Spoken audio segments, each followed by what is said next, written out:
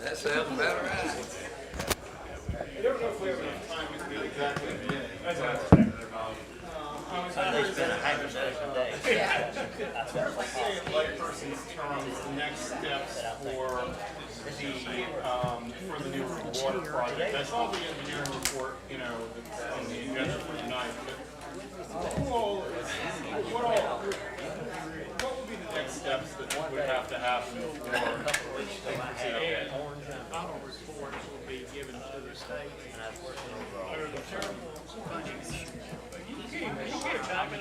Do you want this agenda? Yeah, okay. Now, how different I guess we're gonna go.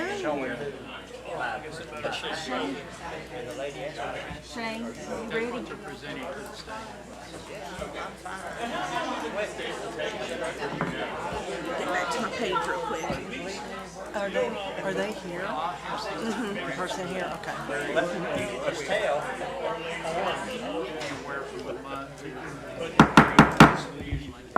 Good evening, everyone, and welcome to the July Anderson County meeting of the Anderson County Board of Commissioners. We've got a couple of things that we have here on the hearing, presentation, and proclamation portion of the meeting. And the first thing we're going to start out with is a presentation by Commissioner Val, a resolution honoring the career of Detective Jeffrey Neal Gillum.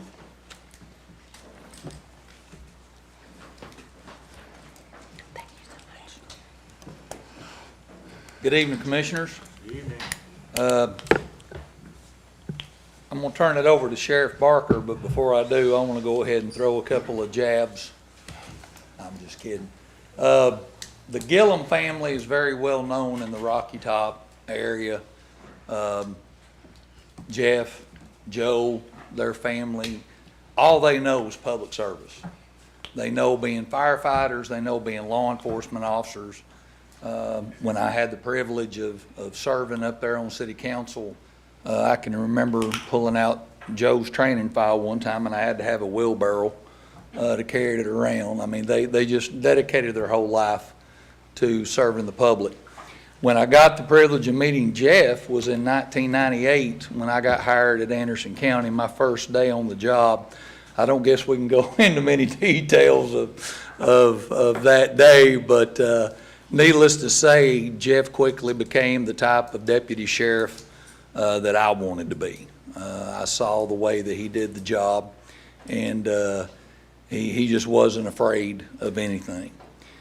Down through the years, I consider him a friend, and one of the things that I really loved about Jeff is he's one of those kinds of guys that if you don't want to hear his opinion, don't ask. He is not going to tell you what you think you want to hear. He's just going to tell you what he thinks. And Lord knows we don't have enough of those people left in this world anymore. And it was a sad day when he announced his retirement from the department, but there is certainly no one more deserving of obtaining that goal in their law enforcement career. I consider him a friend. I consider him a brother. And I'll still get to see him every now and then. He still serves on Rocky Top City Council, so I'll get to see him on occasion. But it's just going to be odd not to see him wearing a badge anymore. But we have asked for a proclamation made up tonight, and I will turn it over to our boss, Sheriff Barker.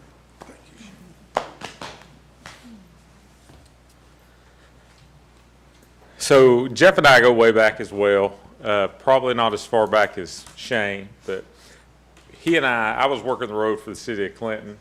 He was a road deputy for the sheriff's office. Now, two things stick out that I can talk about from the podium. One being he's a motorcycle enthusiast. He's had 4 wrecks in his life. I worked 2 of them. Right? Yes, sir. I get a call. It was right around Christmas, Oak Ridge Parade. We get a call for a single car accident. just inside the city limits. I start that way. I get there. They tell me it's going to be a motorcycle that's ran off into a ditch. And when I get there, I see county motorcycle propped up or standing up. Jeff standing on the side of the road. And I thought, how nice, Gillum's here to help me. It was his. He had a patch of ice. And then he actually was in the first pursuit I ever got in. Not me chasing him or him chasing me, but when we left the city limits, I was lost, right? And he helped me with that, and that always stands out to me. And everything that Shane said, I echo. Honestly, one of the best police officers ever. And as he moved on and became a detective, he had a niche for property crimes like nobody you've ever seen. And even when he was a detective, they told him to stop making traffic stops and concentrate on your caseload. I asked him one time, I said, did they say that to you? He goes, yeah, but I've been cursed with the eye. I mean, he could just pick them out, right? But he's been fabulous. We do hate to see him go because, like I said, if there was a property crime, Jeff's the first one you want to put on it. I'm going to read the resolution here. Anderson County, Tennessee Board of Commissioners, resolution number 261260, a resolution honoring the career and service of Detective Jeffrey Neal Gillum.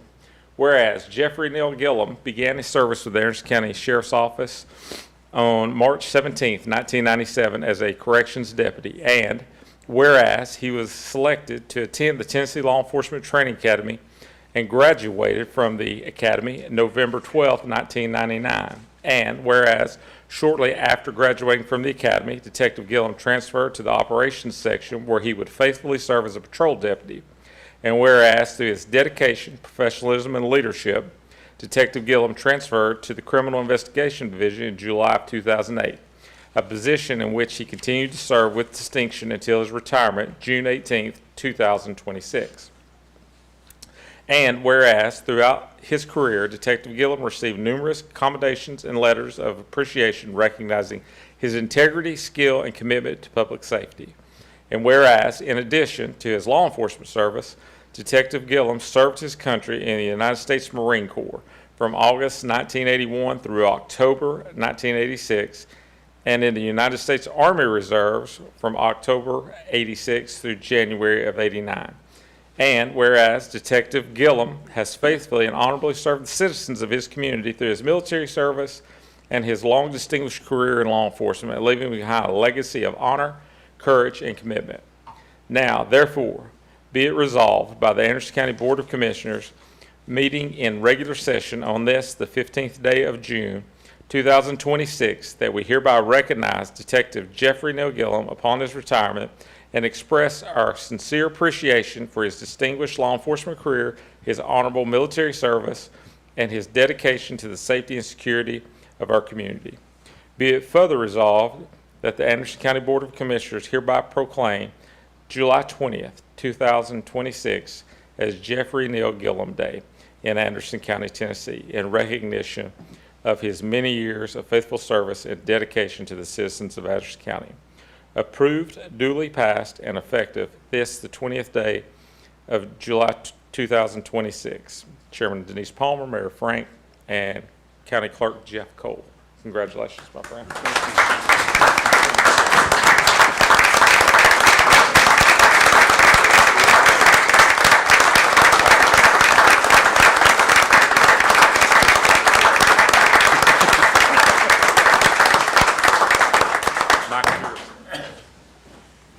And Jeff is, boy, he's a talker. Here we go.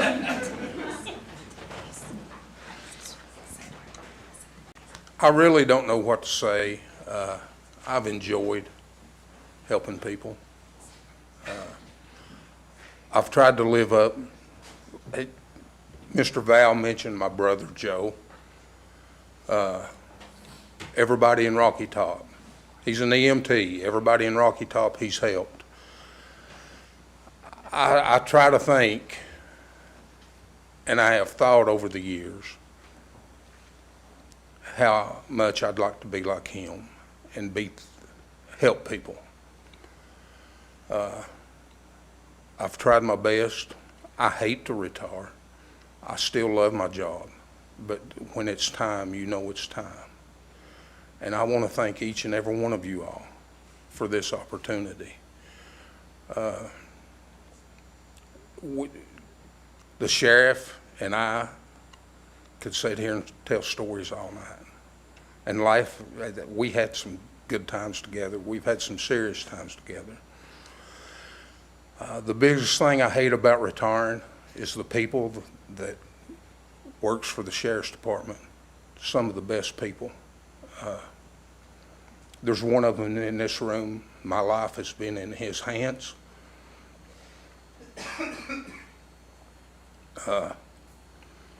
And his and mine also.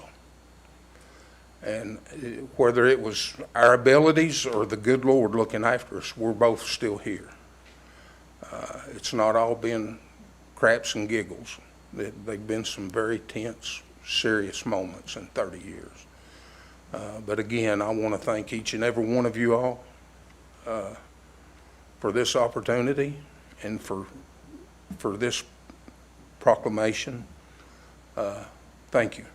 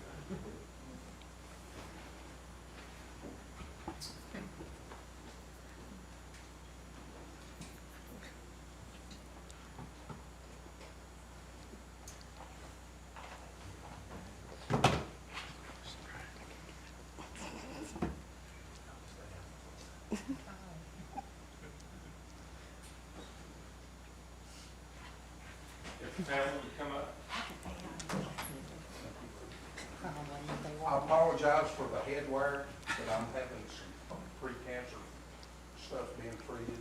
It's nothing major, but my head looks full. I think it's very appropriate.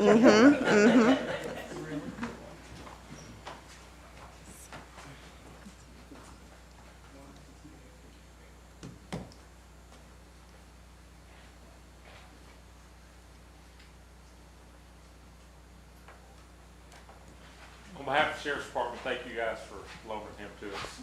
We really appreciate it. He's a blessing to the family. Detective Gillum, I also want to give you and Detective Crowley a special thank you. You never know when you're going to need someone in the Sheriff's Department, and there was a point in time where you stepped up and you really helped me and my family out, and I appreciate both of you for that. Thank you so much. Yes, ma'am. Thank you.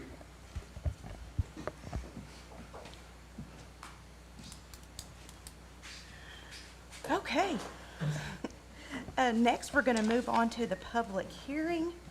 And tonight, we're going to have a public hearing for consideration of two zoning resolutions.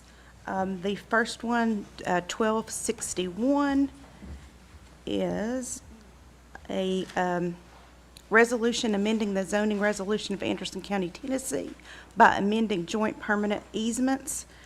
And that one, do you want to come up and explain what that one is?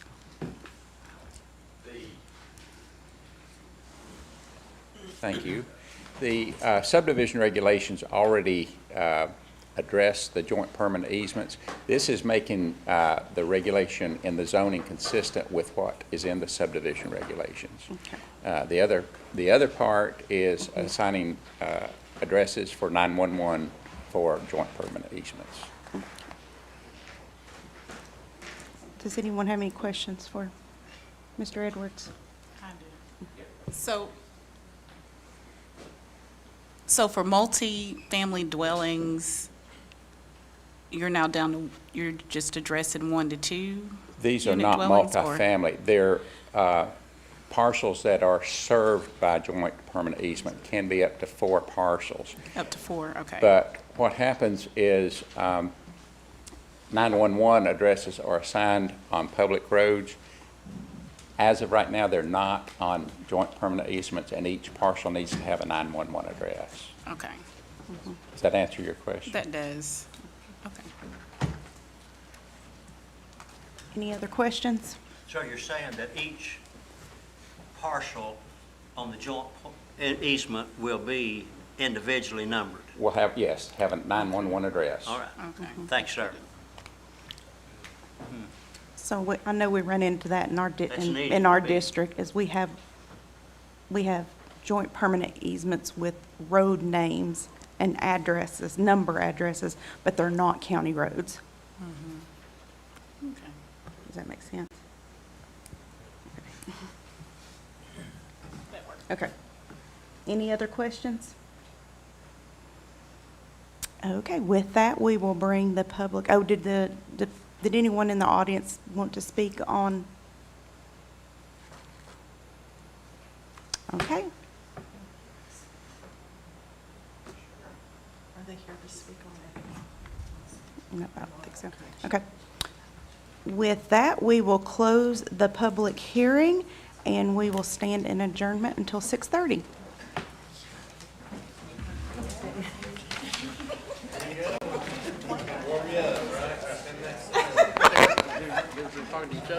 Yeah.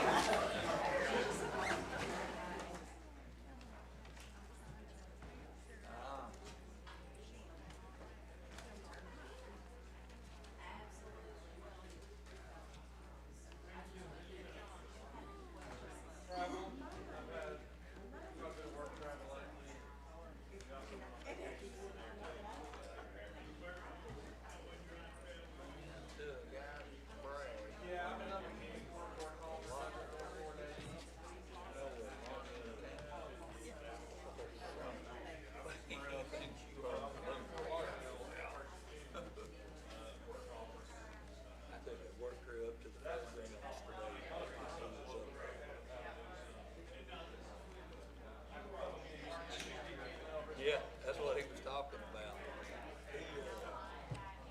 He had them screwed down. One of the things we done today, we unscrewed and picked them up, put them up.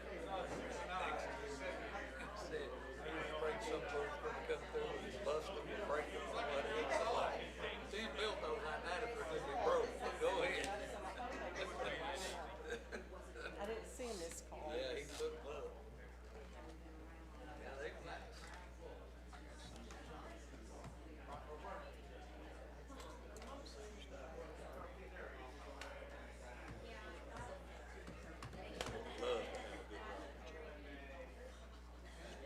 Fond memories I have of my papa on the front porch, just having a rock.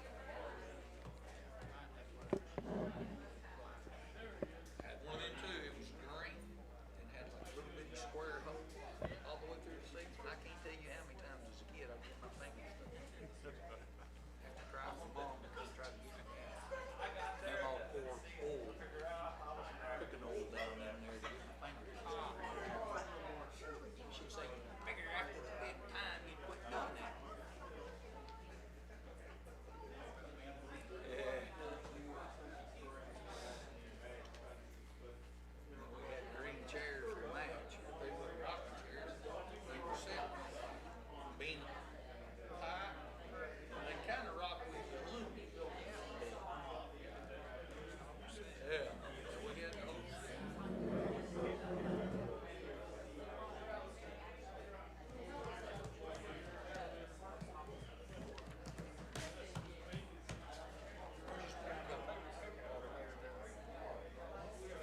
Oh, so you did come in looking like Stephen B. You just took the coat. Okay, all right, exactly. All right.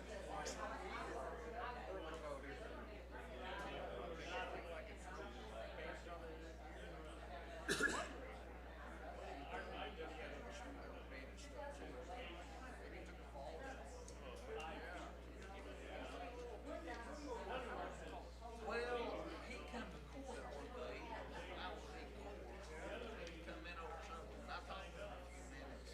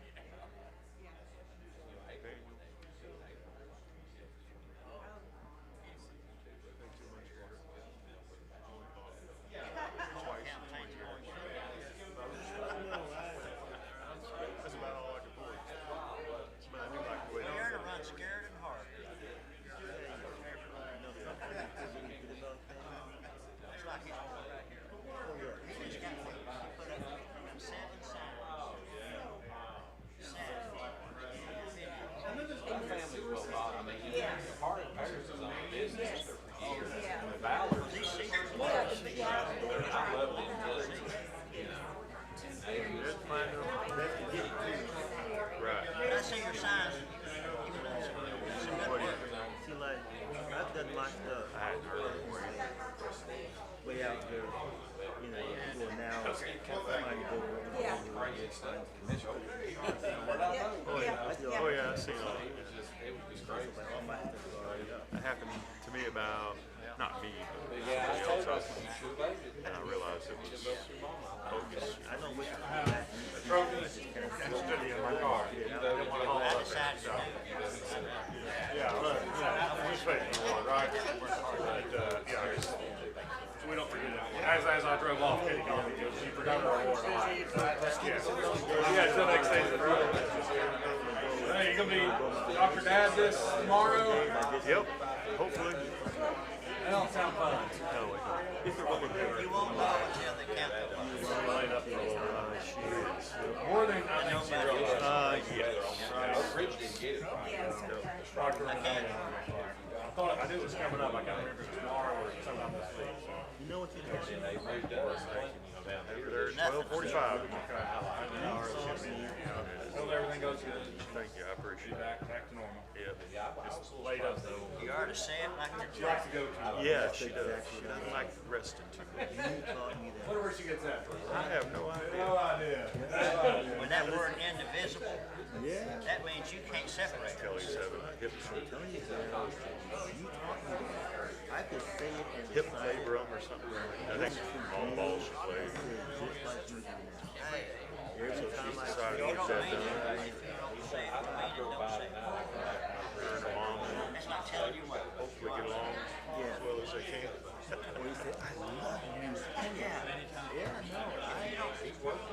Yeah. We are to live. I went to about 36 or 38. I can't remember playing God's ball. blessed us with I another was up in the fall at men's league playing. I just couldn't get over the shin splints. I said, I've had it. and hung it up. you know, we mess it up sometimes. We've got a good thing over. And why let a few? Go ahead. I'm not gonna let a few people run away. I told my son to keep saying but I don't have to be around negative.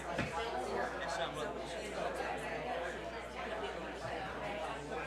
you're not gonna get me down. I mean, you can ask some people how you feel. And for the next 15 minutes, they're telling you about their aches and their pains. They don't like the government. They don't like income taxes. They don't like it. I don't like it. Tell me something. I teach her something. Tell me something. That's what I tell my doctor. You can say don't risk it. Make money. Christy said, no, it's fine. It wouldn't matter. They call her. The first time I was back, I was thinking, See, it like you mean.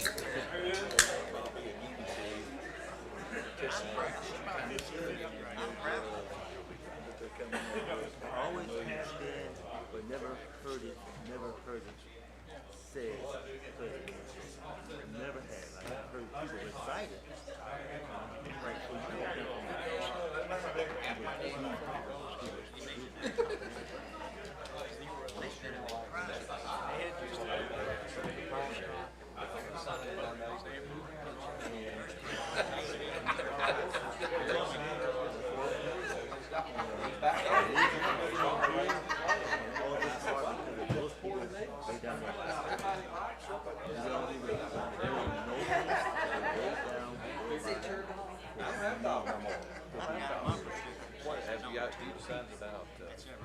swearing in and stuff. And that was Jesus Christ and a miracle soul.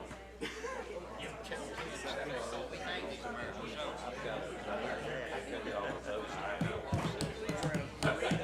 Listen, after election's gonna be all day. I ain't held it back all day. That's why I went. It's still hard to get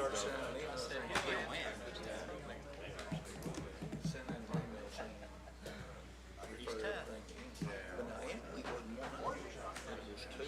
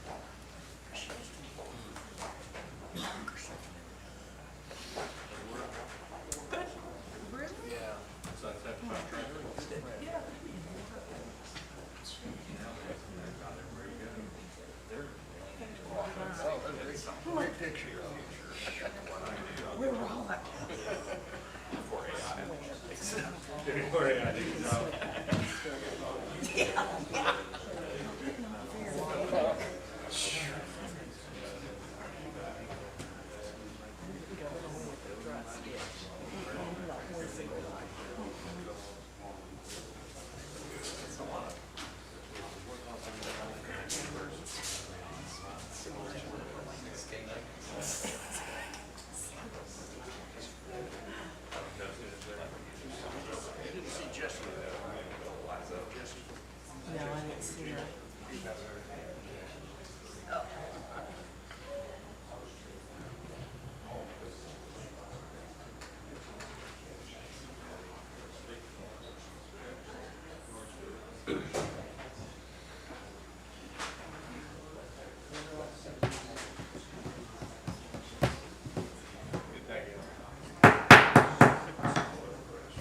Good evening, everyone. We'll call the Anderson County Board of Commissioners meeting to order.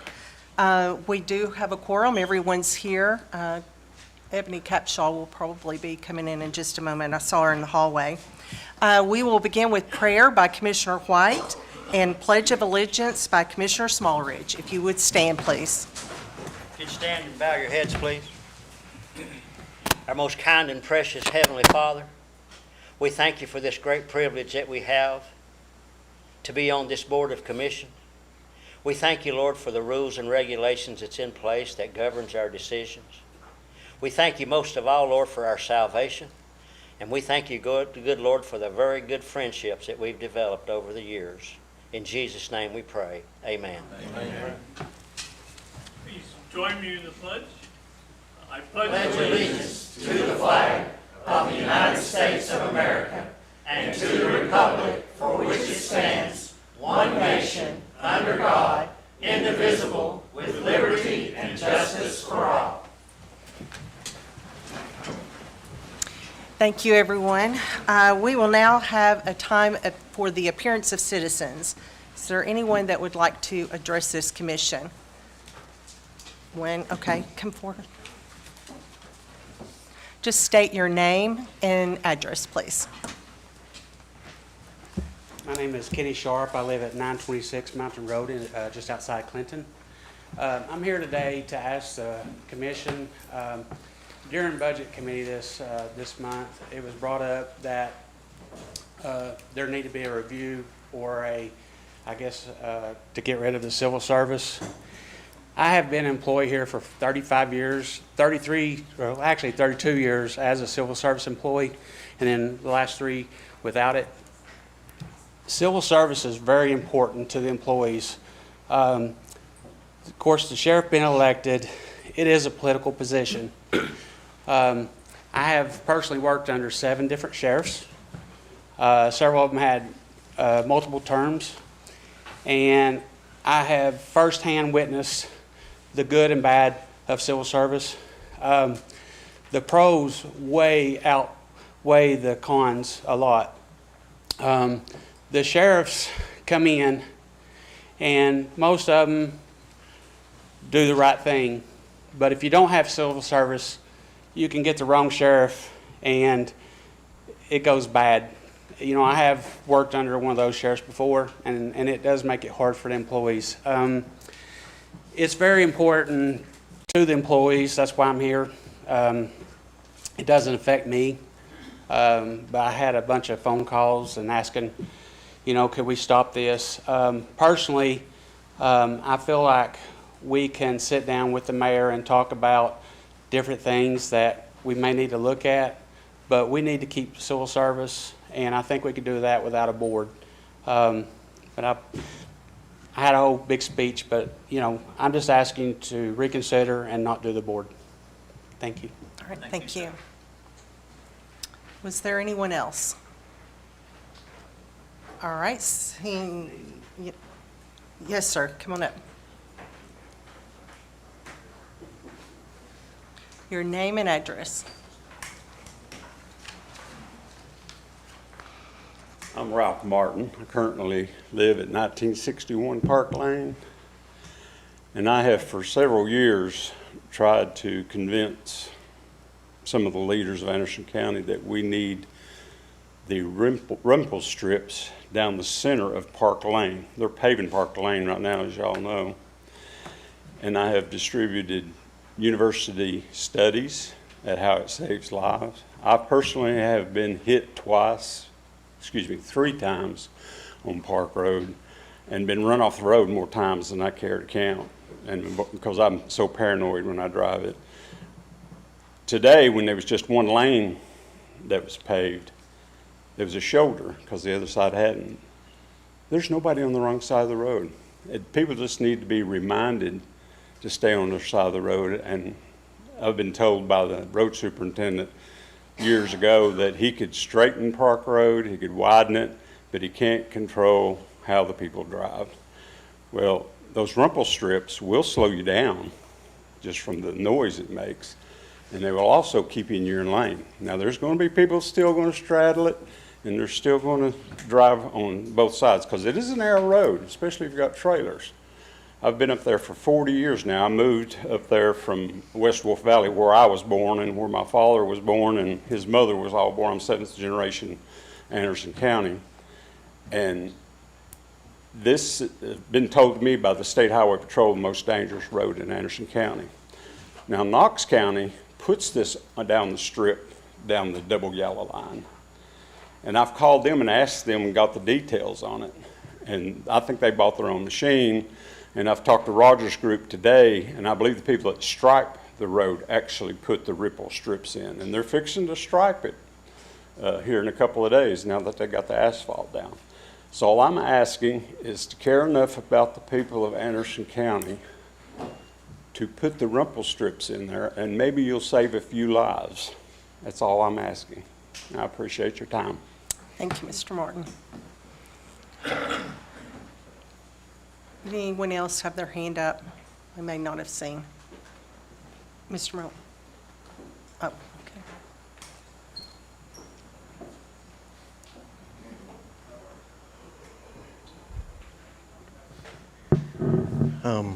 My name is Nathan Mullins. I'm from Oak Ridge. Some of you will take a sigh of relief with me as I explain that I have been out in the sun all day, and I don't have two brain cells to rub together right now. So I will just be careful to show the proper respect, because when gentlemen like that get up and speak on behalf of his community, I am speechless when I listen to people like that. He was a Vietnam veteran, in case y'all missed that. His hat explained that to me, and that's why I needed to talk to him. So let me just be not quite serious, but respectful. One of the things I've learned outdoor knocking, and a lot of y'all have knocked on thousands of doors, is when you go to people and you sometimes, like I do sometimes, you become Captain Obvious, because when they look at you and they go, "Really? That is a thing?" And you go, "Yeah, that's really a thing." I've been speaking to the library issue for years, and it has resurged, as Mr. Brooks will mention today, into a potential conflagration, okay, in that the left has decided to fund a lawsuit, and this is coming from socialist pools of money that are vast. But I'll be careful not to get specific. It's campaign season, obviously. What I want y'all to understand is that we were very careful. Our grassroots public advocacy for the library book issue, where we didn't want bullying, we didn't want banning. Nobody's trying to ban Anne Frank. I wouldn't want that. Nobody's banning Fahrenheit 451. There's a mysterious ban list out there somewhere, and nobody's really quite sure where it came from. We were simply trying to deal with age-appropriate access. I'm speaking to the clarity and the transparency. Boundaries on behalf of parents. So as this lawsuit jumps off, it is attempted to be, hopefully it will be quelled by our professional over here. It was never about bullying, banning, and we kept the hotheads out. So as y'all consider this issue, I'd like you to I just wanted to speak to that effect that this was a grassroots issue. And it has taken 5 years to put 5 grandmas on that board of the library to keep an eye on people who had a certain agenda. I hope and I trust that Mr. Brooks will mete out justice here, but I want the public to understand that this was never book banning. Thank you very much for your consideration. Thank you. All right, I don't think I saw any other hands. All right, we'll move on to the approval and the correction of the agendas. Let's start with the consent agenda. Do I have a motion to approve the consent agenda? I have a motion by Commissioner Yeager, second by Commissioner Varon. Any discussion on this? Anything to add? Seeing none, all in favor say aye. Aye. Any opposed? Motion carries. Next, the regular agenda. Let me get a motion and a, all right, we have a motion by Commissioner Allen and a second by Commissioner Smallridge. Commissioner Anderson. Thank you, Madam Chair. I just wanted to see if we could add maybe under new business or just add as a referral, Mr. Martin's request, maybe as a referral to the Road and Highway Committee to Okay. look at that rumple strip issue. All right. Highway, wherever you want to put it. I don't think so. Just refer it. Mm-hmm. Okay, so I have a motion, I've got a motion to approve this consent, or the regular agenda. Let me come back and we'll pick that motion up. Any other discussion or anything to add to the agenda? Mayor? Yes, I have the annual reports for the officials. And I did distribute via email the sheriffs if you wanted to add that. If not, we can add that next month along with the circuit court clerks. I think since we got the email and everyone should have had an opportunity to see it, we could add it under the mayor's report, if that's cool with everyone.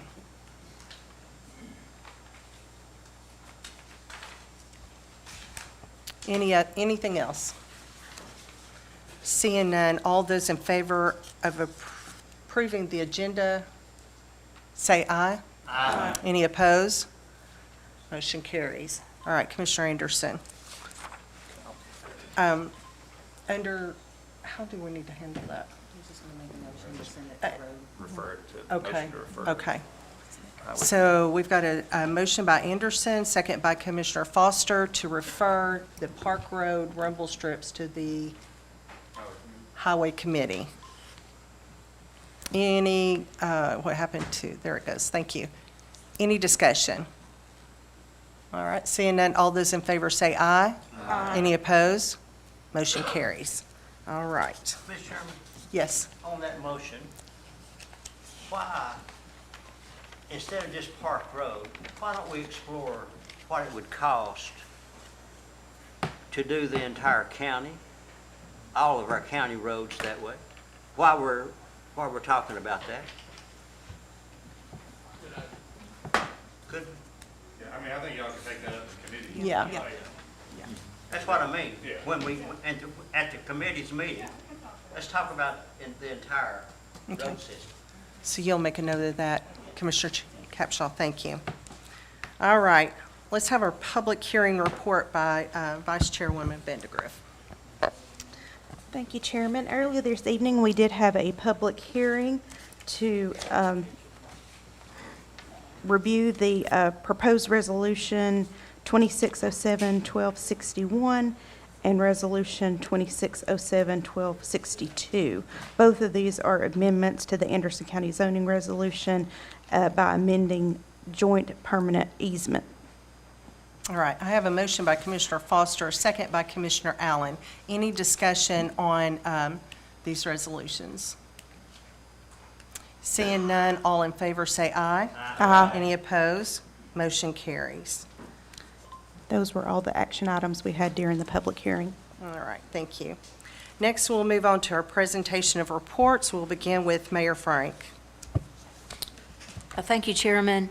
The first items on the agenda, I have 3 appointments, requesting a motion to confirm the appointment of Jason Hammock to the Planning Commission, term expiring 1/2030, to fill the vacancy and expired term of Robbie DeJarnette.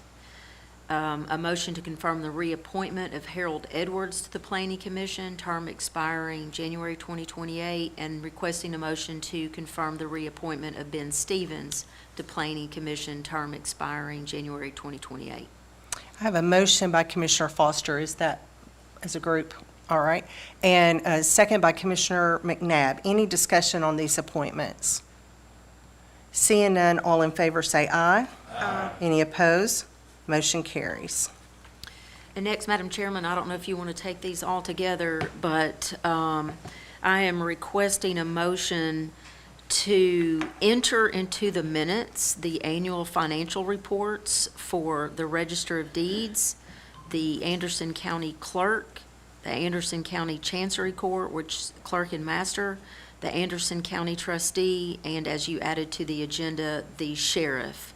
And then next month, the Circuit Court Clerk's bookkeeper was out of town, so we'll have the Circuit Clerks next month.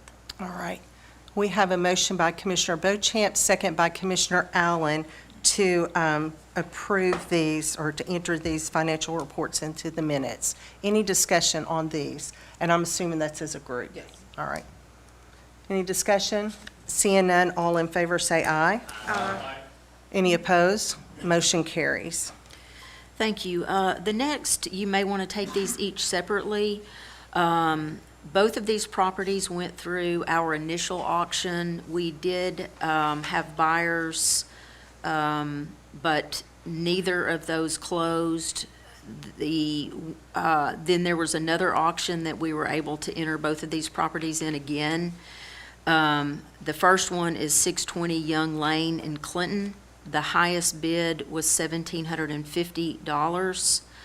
As of 7/13/2026, the Clerk and Master's office reflected $1,879.29 owed.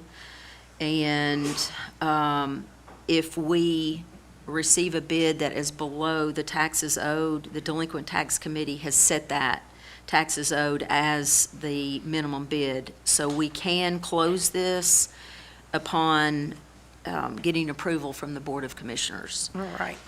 I have a motion by Commissioner Foster and a second by Commissioner Allen to accept this high bid of $1,750 for the Young Lane property. Any discussion on this item? Seeing none, all those in favor say aye. Aye. Any opposed? No.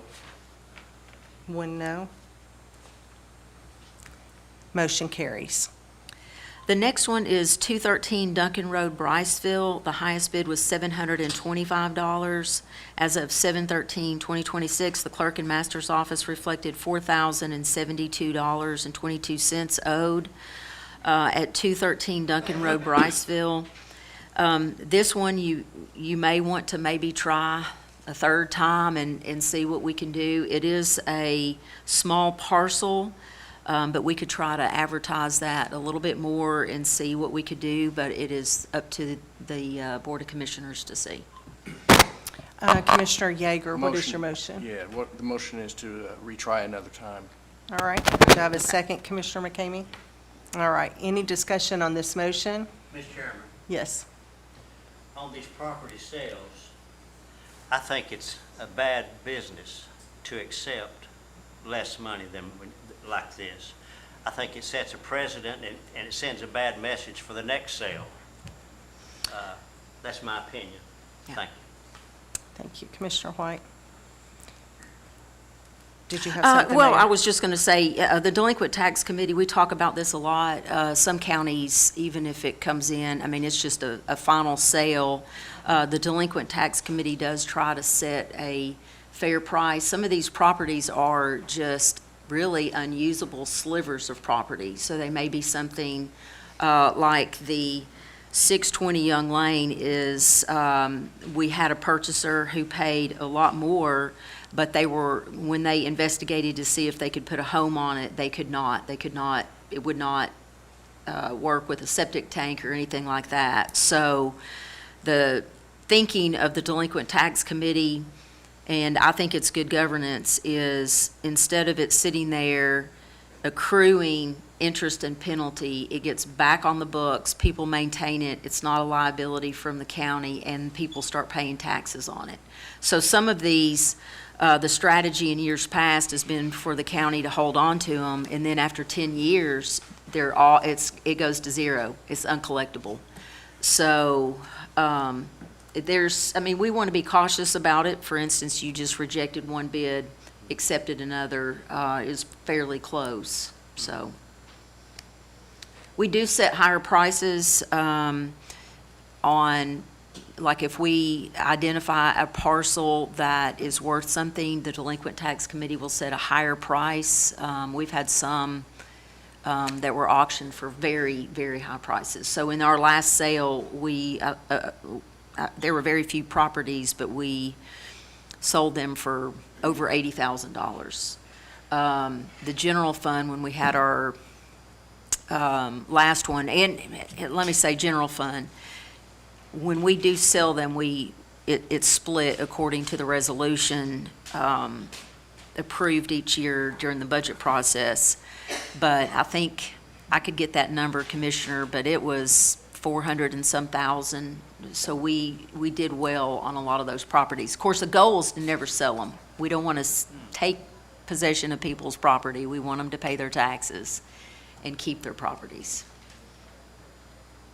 Any other discussion on this? All right, so the motion is to run the 213 Duncan Road through the sale a third time. Yep. All in favor say aye. Aye. Any opposed? Motion carries. And the next, Madam Chairman, we have the monthly shelter statistics. All of these are, and I'll entertain any questions on any of these. I do want to say just on the animal shelter statistics, there is one goat listed on there, and I just wanted to make sure this was indeed a goat at large. The complainants had called. The neighbors knew who it belonged to, but the gentleman was out of town, but the goat got into their garden and started ravaging the garden. And so they were very good-natured about it. The goat had a good time, causing Dylan, Sidney, and Damon to chase him around, but animal control only held him for about 2 hours and was able to connect with a grandson who was able to pick that goat up. So I did want to be sure to mention that one. All right, thank you. You said the goat was at large? It was at large, yes. On the lamb. On the land. That's good. All right. Does anyone, okay, yes, Commissioner Smartridge. You hear a lot about sending animals north where there seems to be more demand. Do we have any of that at all? I don't see that as a category here. We can definitely add that as a category. I do know a lot of times they will work with partners or some of the rescues that will do the transport. You know, sometimes even if it's, they may just find a home and they will arrange for a transport, not even to another shelter. So when we had the hoarding situation as an example, some of those went to, I want to say Virginia. The folks all drove down. So we do work with out of state as well. I'd be But we can interested. add that. Yeah. Any other discussion? Any questions on these reports? And I made a little note in my mayor's report. A lot of these items I get from the departments, and I thought it might be enlightening for commission. You can ask questions about them if you want, but I thought you might be interested in seeing some of the statistics, some of the data, like how many folks are on pretrial, what our dental numbers are, IT, the number of folks that are served, senior center, things like that. So, and we'll build that. There's other reports to get on there, but I'll start doing like a full package of the departments. I thought it was a lot of good information. We Good. do have Commissioner Capshaw. I was going to ask, under the pre-trial, when it said 94 violated, was it out of the 99 active caseloads, or? No, so Just it's clarifying. just, it may be rotating. And I like to kind of keep a number or an eye on those particular stats. So for instance, in COVID, we got up, I mean, we were doing 165, 170, 180 people on pretrial. And they're in a constant state of, you know, being in compliance, and then if something happens, the pretrial department will have to issue a notice of violation. So Okay. that number may not be equal. Okay. They may be prior or something like that, so. Thank you for clarifying. Commissioner Allen? Oh, thank you. I was interested in the report from the senior center. That was very, very enlightening. Is there any more you can add to that? I thought that people should be surprised as to how many people are being served there at the senior center.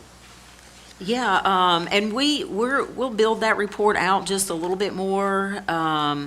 We do have some activities and things. The report I normally get also may have, you know, issues or things that are not necessarily, you know, they're more internal to the operations. So going forward, we'll make sure that you have a little more data about activities or special programs, for instance, how things are going with audiology and some of the partnerships we have with other agents, other agencies.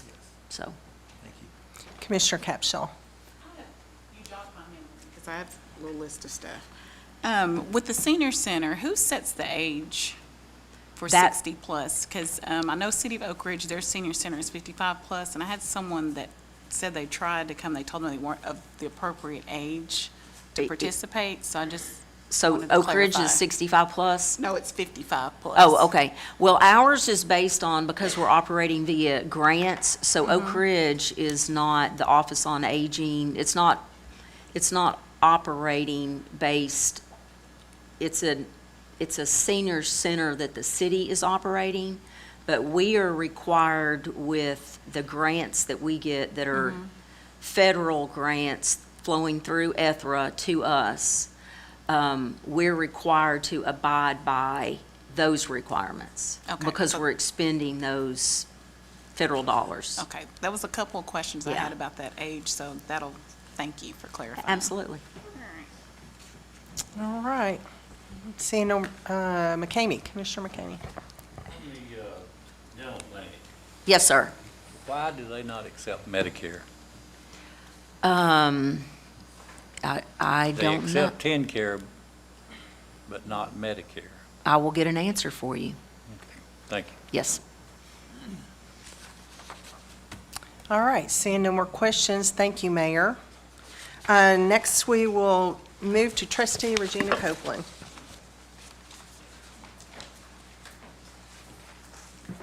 Thank you, Chairman. I'm here this evening with the statutory visit that I have to make for the two reports annually. I think that those are in your packet. The first one being the report where I had to turn over the 2024 delinquent taxes to the delinquent tax attorney and the clerk and master. It's got your total on there, what we had to turn over.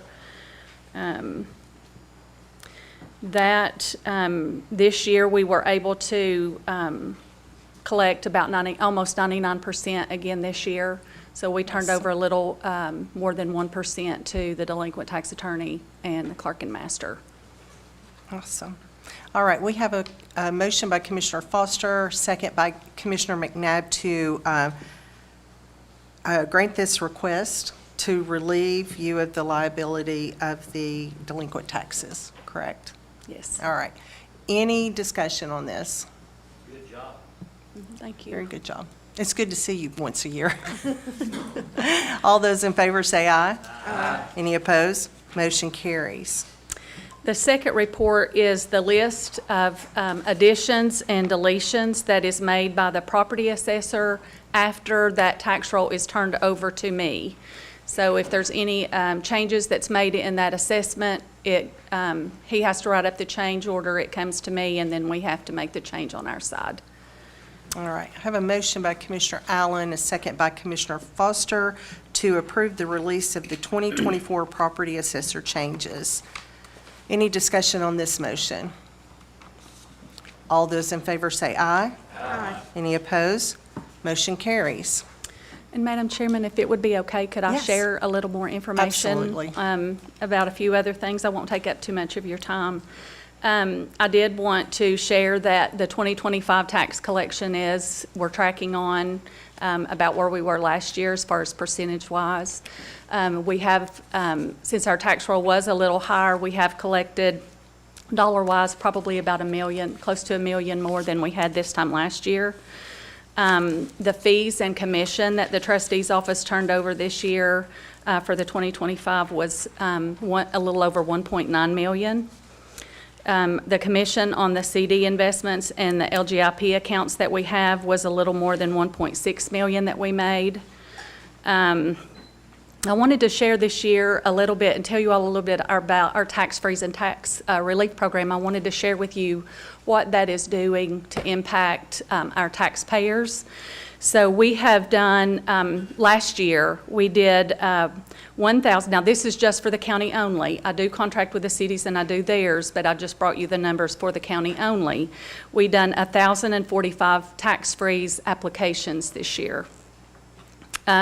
We did 1,235 tax relief applications for the county only. And I wanted to share with you the number.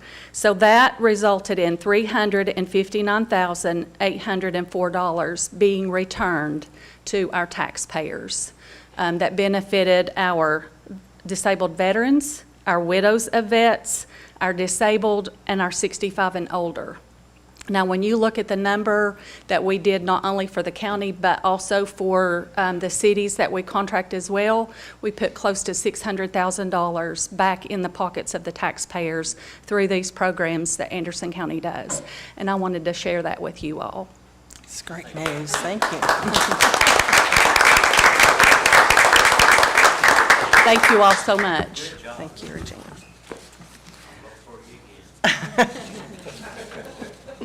All right, we'll move on to our Director of Finance, Robbie Holbrook.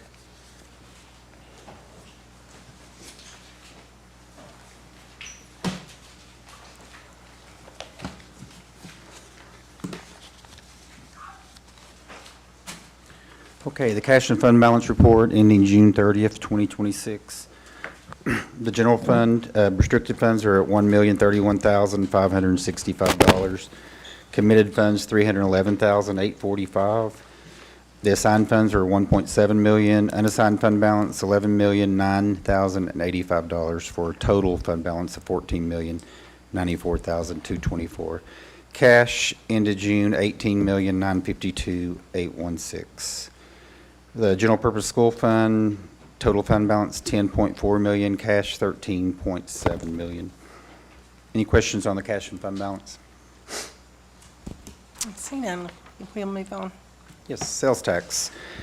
For May of this fiscal year, $4.7 million, which was up 4.7% for the county as a whole. The Anderson County portion, $581,721.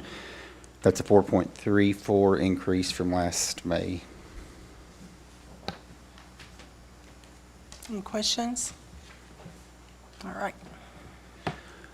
ARPA projects report, 7 projects still not completed. Interest available, $43,579. And the grant listing, current year grants, total of $27,514,029. Any questions on any of those reports? All right, don't see any. Okay. Contracts. We have 4 contracts. 1 from EMS Southeastern Emergency, 3 from EMA, 2 Security Equipment Company, and 1 TDEC agreement. All right, I have a motion by Commissioner Allen. Is that to take these as a group? As a group. All right, we have a second by Commissioner Barron. Is there any discussion on these contracts? Seeing none, all in favor, say aye. Aye. Any opposed? Motion carries. Thank you. Appropriations from the school department, there was one of those for $87,000, increasing revenue and increasing two expenditure codes. All right, I have a motion by Commissioner Allen, second by Commissioner Smallridge. Is there any discussion on this appropriation? Seeing none, let's go to the board to vote.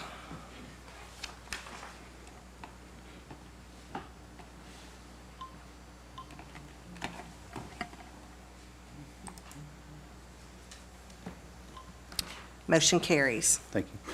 Group 6, appropriations non-school, there are 11 of those, 2 through 10, and 12 and 13. All these are using restricted funds, or they're all grant funds that we're reappropriating to this fiscal year.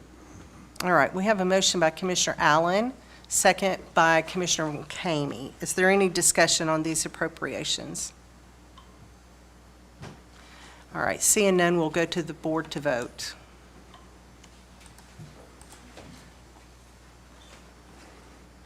All right, motion passes. Thank you. And the last one I have is an appropriation affecting the general fund unassigned fund balance. It's from the opioid veterans court funds that were opioid funds. They didn't spend all their funds and they rolled into fund balance, and we're reappropriating them back to the veterans court this fiscal year, $13,220. All right, we have a motion by Commissioner Smallridge and a second by Commissioner McNabb. Any discussion on this appropriation? Seeing none, let's go to the board to vote.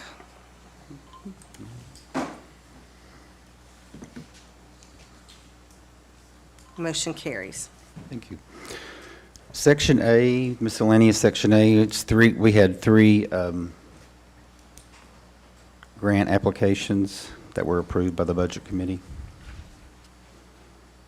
All right. We have a motion by Commissioner Allen, second by Commissioner McNabb to approve these three pre-application grants for grants. Any discussion on this item? All those in favor say aye. Aye. Any opposed? Motion carries.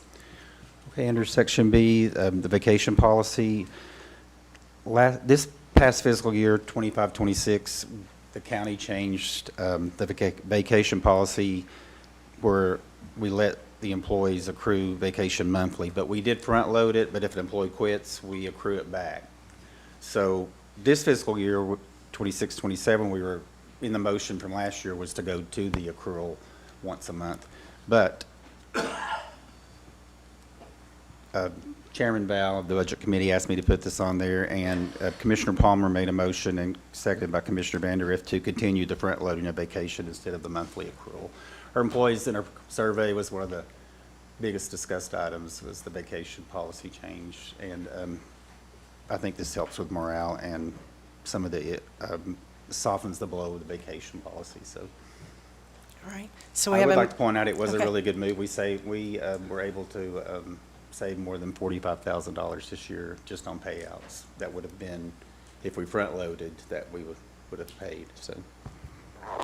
All right. Motion by Commissioner Allen to leave the vacation policy as it is, and second by Commissioner Val. Did I see a question? Does someone have a, Commissioner Val? I'm so confused after this last session of the state legislature. Let me get a legal opinion from the law director. Can I second that, Jamie? I mean, the second is to leave it the way it is, not change anything. So am I legal in seconding that, or do I need to let somebody else second it? This, it's countywide, correct? Yes, sir. I think you're okay. All right, thanks, sir.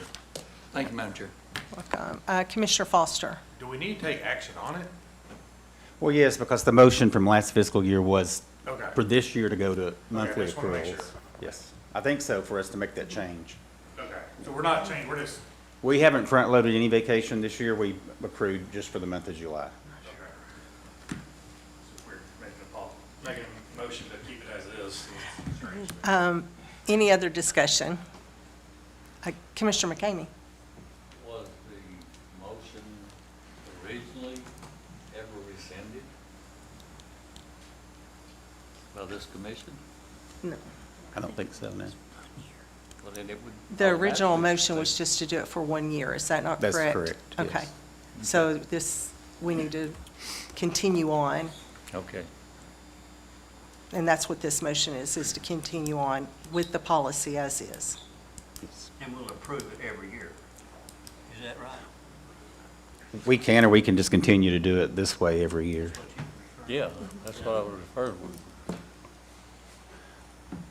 I'm not, I mean, the original motion was to front load, and we never rescinded that motion, so it's automatically, it's going to be done every year until we rescind that motion. well, Commissioner McCamey, the original motion was to front load for 25, 26 and to accrue 26, 27. So Oh, okay. that was in the original motion. Okay. Commissioner Foster? I'm not trying to beat a dead horse, but I do feel like we need to reword this motion. Okay. Instead of saying, keep motion, like, make a motion to keep the policy as is, because that's not what we approved. So we need to make a motion to front load with accrual base, but front load from here on out is really how that should be. You know what I'm saying? We're saying keep the policy as is, but the policy is to front load 26, 25, and now 26, 27 would not be keeping that same policy. I know that's getting technical, but when you're talking about payroll and stuff, I think you gotta be technical, so we might wanna look at. Director Holbrook, how do you want to? Well, the motion from you and Commissioner Vandergrift was to continue the front loading of vacation instead of monthly accrual. If you would like to say for the going forward, that's, I mean, is that what you're saying, Commissioner Foster? Yeah, it is. Well, if that's how it's written in. That's how it was written. Okay, then I think that's fine, but what was said just now was to keep the policy as is. Okay. But if that's how, to continue this practice, I think that covers us, but we just need to make sure what we're voting on. Okay. So he stated what the motion is, which is what we did last year. To continue the continue. front loading of vacation instead of monthly accrual. Okay. Any other discussion? All those in favor of this motion, say aye. Aye. Any opposed? Motion carries. Okay. Section C, the fiscal year 26, 27 proposed budgets, just a couple of comments. We did pass and approve all budgets for all funds. The general fund passed a 3% raise for all employees with a budget deficit of a little more than 1.2 million. I've heard some rumors that was over 4 million. That is not true. It's 1.2 million. And it will come back to budget with a public hearing in August and to county commission in August for, to pass, so. But in that budget, under the budget committee section of the, I would like to read one motion that we may want to take up tonight, or we can take it up next meeting and as a whole with the budget, but, Kenny Sharp referred to it earlier. The motion was made by Commissioner McNabb and seconded by Commissioner Palmer to create a working group to address civil service with the sheriff, mayor, finance director, law director, commission chair, and a member of civil service.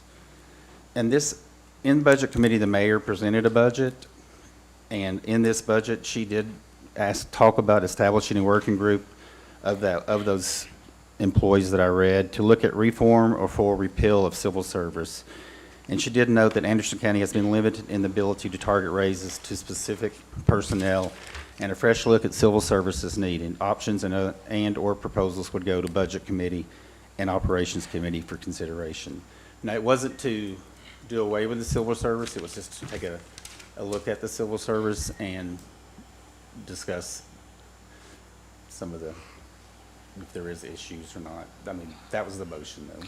And there would be representation from the Civil Service Board on that working group, correct? Yes, as well as the sheriff. Okay. So, do I have a motion? Anyone wants to make a motion? All right, we'll just take that up at the next, at the budget meeting, next meeting. Do you need a motion for these proposed budgets? We're not going to do that. We do not. We Okay. take the budget as a whole, and we have to have the public hearing first, too. Okay. So, and the last motion under new business was also a fiscal year 26, 27 budget item. That was, we had taken out of the budget. We did put it back in just to let everybody know that from the soil conservation. So it is now still in the budget, so. Okay.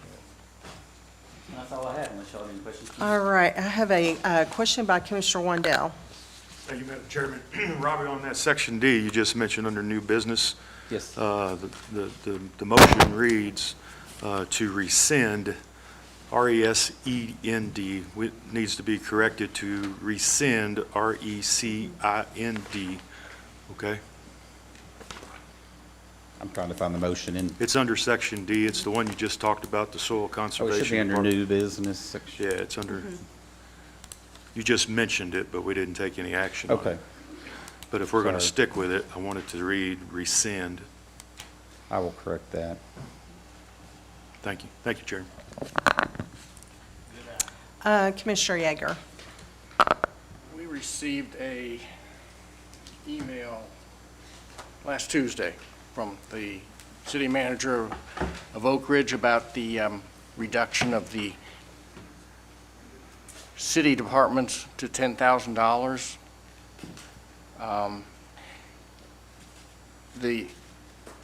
They responded to 11 mutual aid requests last year, and I don't know what the cost per trip is for the city, or, I'd be talking about Clinton and all the mutual aid, but $10,000 does not cover the cost of mutual aid by a long shot, and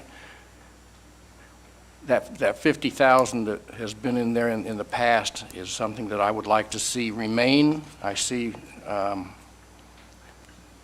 that 10,000 was approved, is that right? It was not approved. Not approved? It stays the same.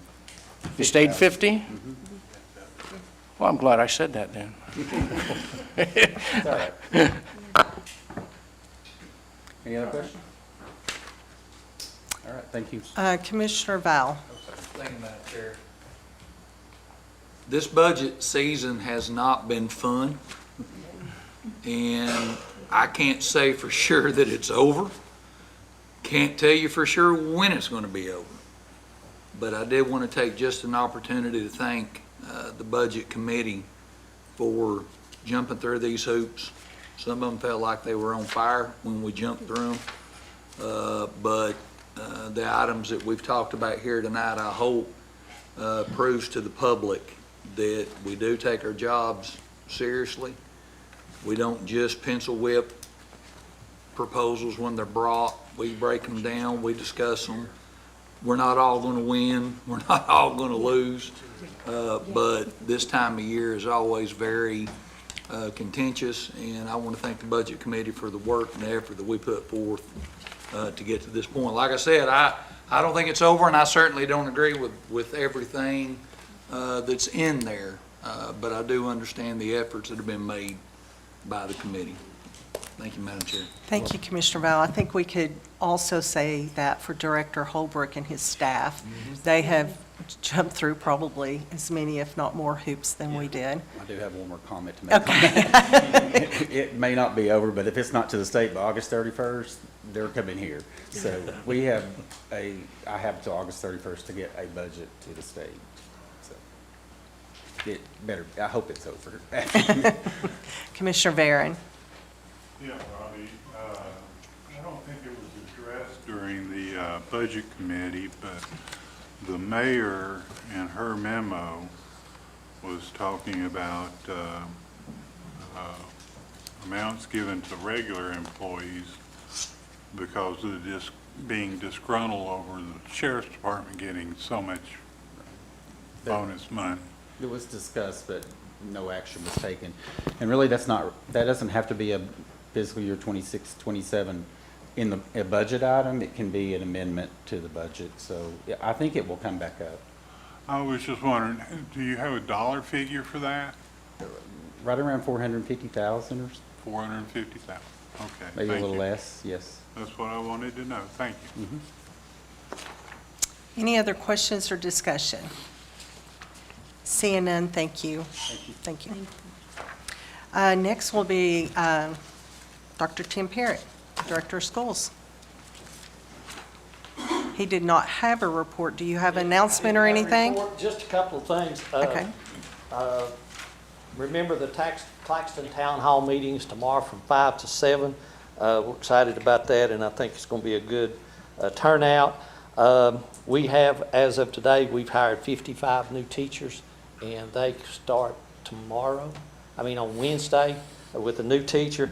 And I'd just like to read, I got an email from Lieutenant Governor McNally. It says about our TCAP results. It says, these TCAP results are encouraging and reflect the continued momentum of Tennessee students. These gains demonstrate the high standards, strong teachers, and the commitment to academic excellence are delivering these results in the classroom across our state. I'm especially encouraged by the progress of Knox, Anderson, and Loudoun County. These improvements are a credit to the hard work of the students, educators, and student leaders and parents. While there's still more work to do, Tennessee continues to move in the right direction of building a strong future for our generations. And that was nice of him to send that. So just a few things for that. The other thing is we, in summer feeding, fed over 92,000 meals. So that Rayanne and her group and everybody pulled together and did a great job on that. So that's all I have. Commissioner Yeager. All right, thank you. I hope I don't embarrass myself this time again. The number of teachers you hired, 55? Yes. Does that fill you up, or do you still have openings? We've got about 3 openings right now. There was a couple of them we hired, and then they took other jobs, so we're trying to fill those positions. So, but we'll be full when school starts. Okay, thanks. Commissioner McCamey. Barrett, I get asked on a daily basis, what's the first day of school? First day of school is August the 2nd, 3rd. Listen, it's 2 weeks from today. Today, yes. Yes, I promise you. It is on August 3rd, classes start. Yep. And that week, though, it is kind of funny because we don't usually do it. That first week of school is election day too, so school will be out on that Thursday. So our teachers and everybody will still do in-service on that day, but students will not come on the Thursday. Yes. All right. Commissioner Allen. Yes, what is the breakdown of the type of teachers? For the math teachers, biology teachers, or does it even matter? Pretty much. About 26 of them are elementary, and a lot of them may teach both subjects. High school math and physics was one of them we had to do. There was a biology teacher, and then middle school, they teach a lot of different stuff, so a lot of English and math. Okay. Yeah. English and math are the hardest ones to fill. Thank you. Yes. All right. Any other discussion or questions? All right. Enjoy your next 2 weeks. Thank you. Have a great afternoon. Thank you. All right. Next on the agenda is the Law Director's report. Mr. Brooks. Folks, this has been a busy month for us, and you have the report in front of you. Just a couple of things. Of course, I will try to answer any questions that you might have, but I was going to focus on the litigation pending lawsuits, and there are 7 of them pending right now. 4 are being defended by insurance, and we are either advancing or defending the other 3. Since we went to press, so to speak, there have been 3 developments that I wanted to mention orally. You'll see number 8 there, Jennifer Smith versus Anderson County. That is not technically a lawsuit, but we have been notified by an attorney and requested pursuant to statute to preserve certain records. And those letters either came directly to or have been distributed to the agencies involved, which is EMS, the Sheriff's Department, and then the Emergency District. And we'll just have to see where that goes. It's also been, the insurance company is now involved. They're providing a defense, and they have been or will be in communication with the attorney who filed the letter. So that's an update on that, and that may be as far as it goes for a while. But we'll just have to see. Number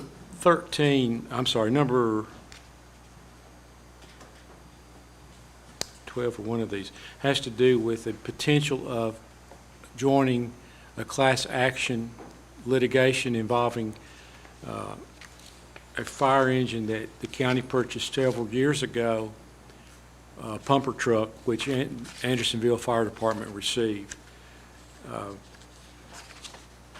The mayor and I were on a conference call with counsel out of Bradley County, who's trying to gather up agencies, government entities to join this litigation, challenging 3 manufacturers who control approximately 80% of the market. And there are allegations originated in Wisconsin, but are nationwide over price fixing, lack of competitive trade practices.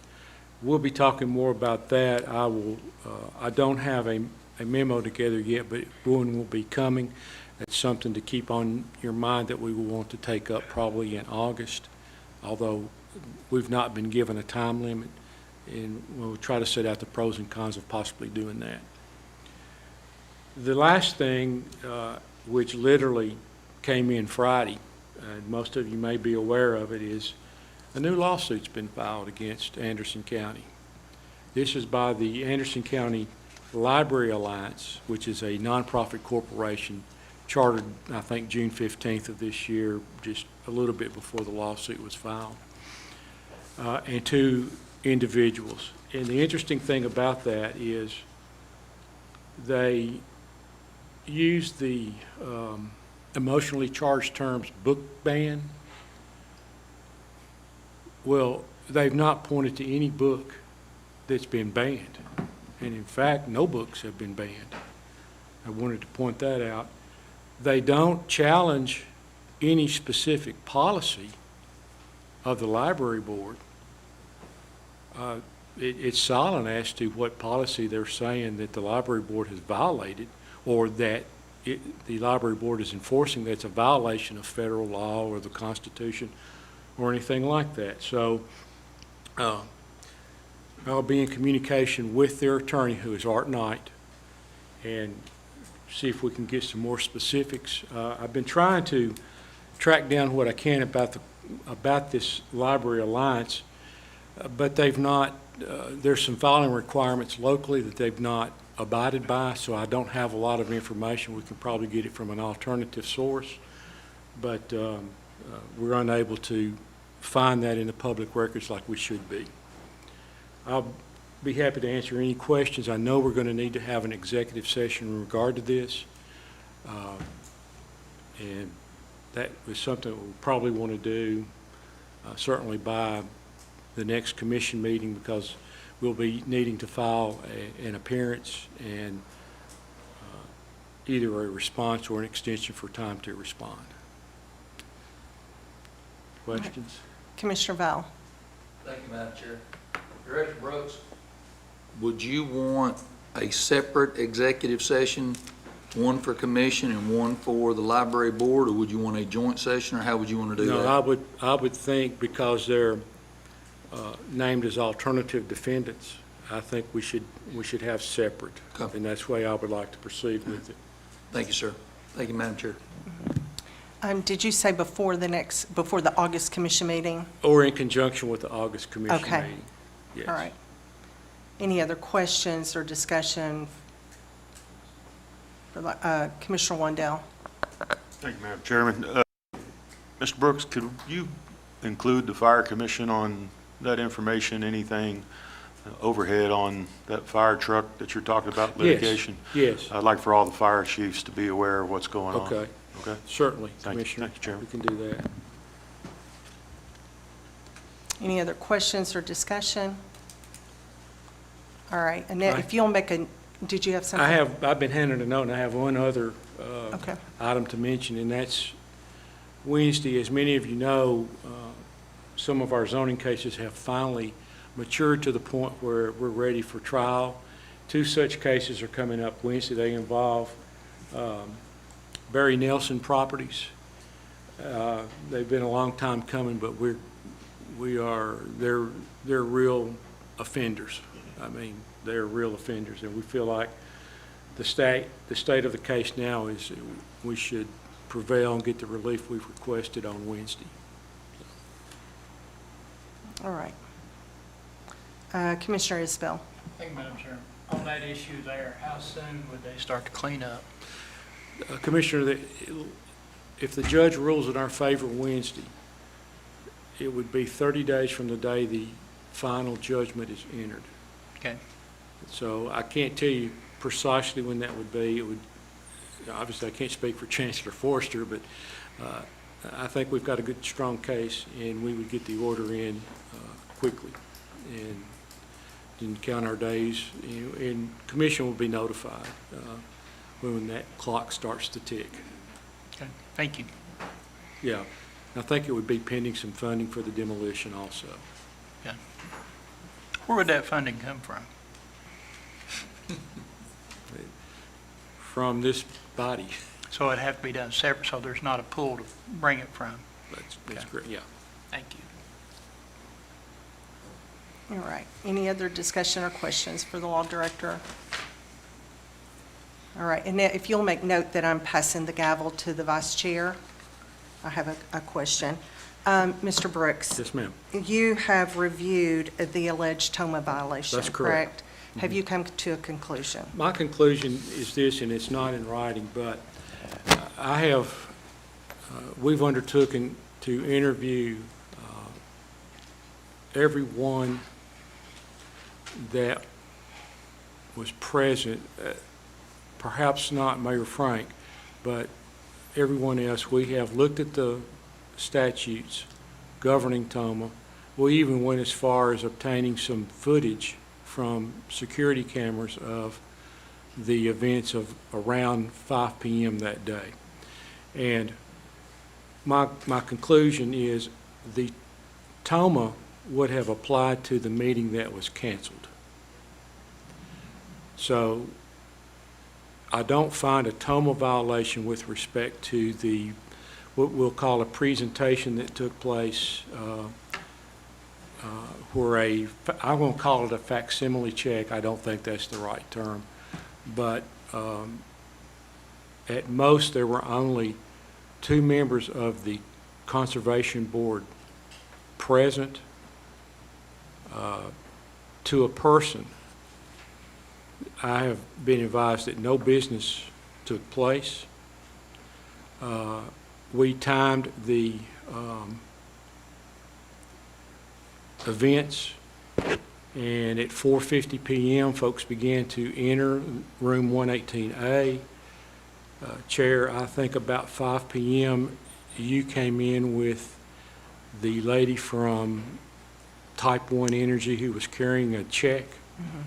Within 4 to 5 minutes, then everybody adjourned, or didn't adjourn, but everybody re-entered the hallway, and then what you have next is video of folks standing outside the, what I'll call the security entrance, or the only entrance into the courthouse, and it looked like a photo opportunity at that point. Now, I also note in the amended agenda that came out several days before the meeting was canceled, the presentation, and the presentation by Type 1 was put above the call to order of the meeting. So when I take all those into consideration, while I've not had an opportunity to finalize what my findings have been, that is my conclusion, that there was no TOMA violation by the individuals who, there was no meeting, so therefore there's no TOMA involved. All right. Thank you for doing that, and I apologize that you had to use time and resources to do that. I do have a brief statement because I think it's important to set the record straight. The words of elected officials matter. They have the power to inform, inspire, build trust and confidence. Citizens look to the elected officials and public leaders for truth based in thoughtful words and verifiable facts. Our citizens deserve principled disagreement and civil dialogue. In contrast, Inflammatory and misleading words needlessly create confusion, erode public confidence, and diminish the dignity of these high offices. Commissioners, we must recognize that our words carry weight and great responsibility. Reckless accusatory words such as, "we have a violation," "there needs to be corrective action," "I could have gone to the comptroller," all of these are quotes. All of these words spoken at last month's operations meeting and then replayed on the local radio airwaves. Words like these spoken before any inquiry, any verifiable factual information, they're slanderous, they damage reputations, and they are not becoming of this office.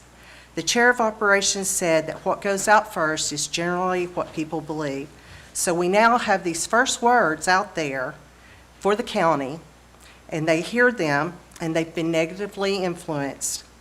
And unfortunately, the truth, well, those facts may never be heard by some, and irreparable damage has been done. Commissioners, our responsibility is to earn the public's confidence through honesty, transparency, and respectful debate. We should reject tactics that divide our community and instead focus on the work that people elected us to do. Therefore, the reckless public false accusation of individuals breaking the law deserves a very public apology. Not that I expect that that will happen, but the people falsely accused are good people. And while these actions were intended to create doubt and division, the real casualty here is the public's trust and confidence. And for that, I want to set the record straight. Thank you for that, Law Director.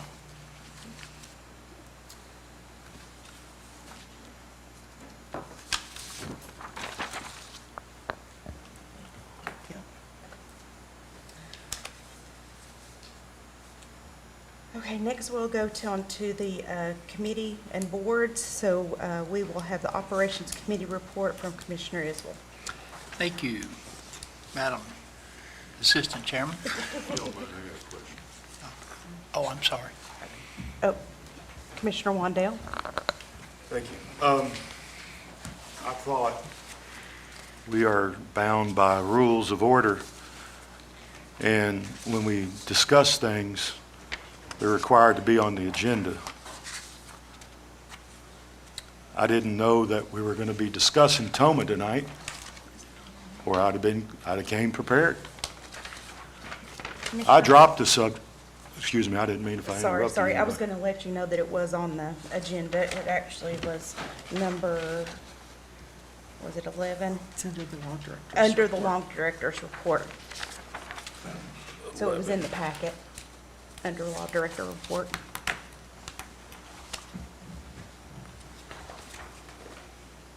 But I'm sorry, I interrupted you, sorry.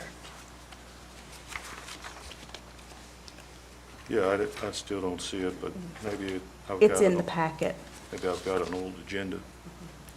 So it's not on this written one that I have? No, it's in the packet, under the Law Director's report. Yeah, I grab the agenda out of my box and come up to the meeting every night when I come, and that's what I use. I believe it's page 4. But I stand number- corrected, and I appreciate it. Thank you. Thank you. Now we'll continue on with the Operations Committee report by Commissioner Isbell. Okay, Robert Cameron Associates, Clean Water Update, Bryceville, Rosedale area. Commissioner Wandell made a motion to proceed with the preliminary engineering report to provide clean water in the New River area and pursue viable partners to maintain the water treatment facility pending funding with a grant from the state. Seconded by Commissioner Capshaw. Motion passed unanimously to forward to full commission for approval.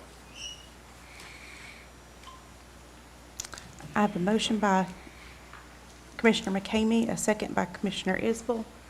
Any discussion?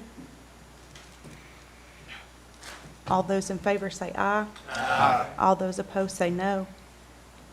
Passes. Thank you. Commissioner Wandell made a motion for the mayor to draft a letter to East Tennessee Development District, ETDD, in support of this project. Seconded by Commissioner McCamey. Motion passed unanimously to forward to full commission for approval. Do I have a motion? I have a motioner by Commissioner Val, a second by Commissioner McCamey. Any discussion? All those in favor say aye. Aye. All those opposed, say no. Anderson County Passes. Properties, Commissioner Wandell made a motion to have the Anderson County property listing established and move forward with links being developed for the website to be updated regularly with a separate section for delinquent tax properties and bring back to this committee. Seconded by Commissioner Yeager. Motion passed unanimously to forward to full commission for approval. I have a motion by Commissioner Wandell, a second by Commissioner McNabb. Any discussion?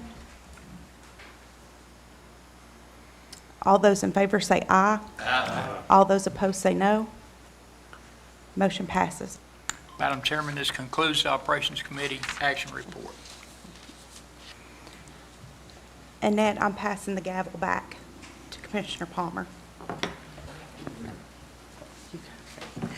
Next on the agenda is the Road Committee. Commissioner Capshaw.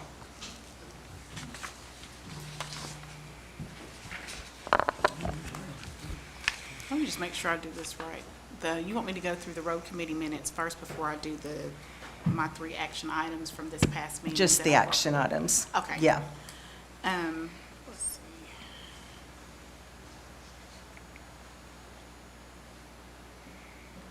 We didn't have any for the January 12th meeting, but for June 8th, I just had 3 action Okay. items. The first one, based on the recommendation from Kenny Sharp from the Sheriff's Department, was to, we're requesting motion to set the speed limit from 20 to 25 miles per hour on Strawberry Lane. All right. Do we want to take each one of these We do individually? it as a group. Is Okay. everyone okay with that? Okay.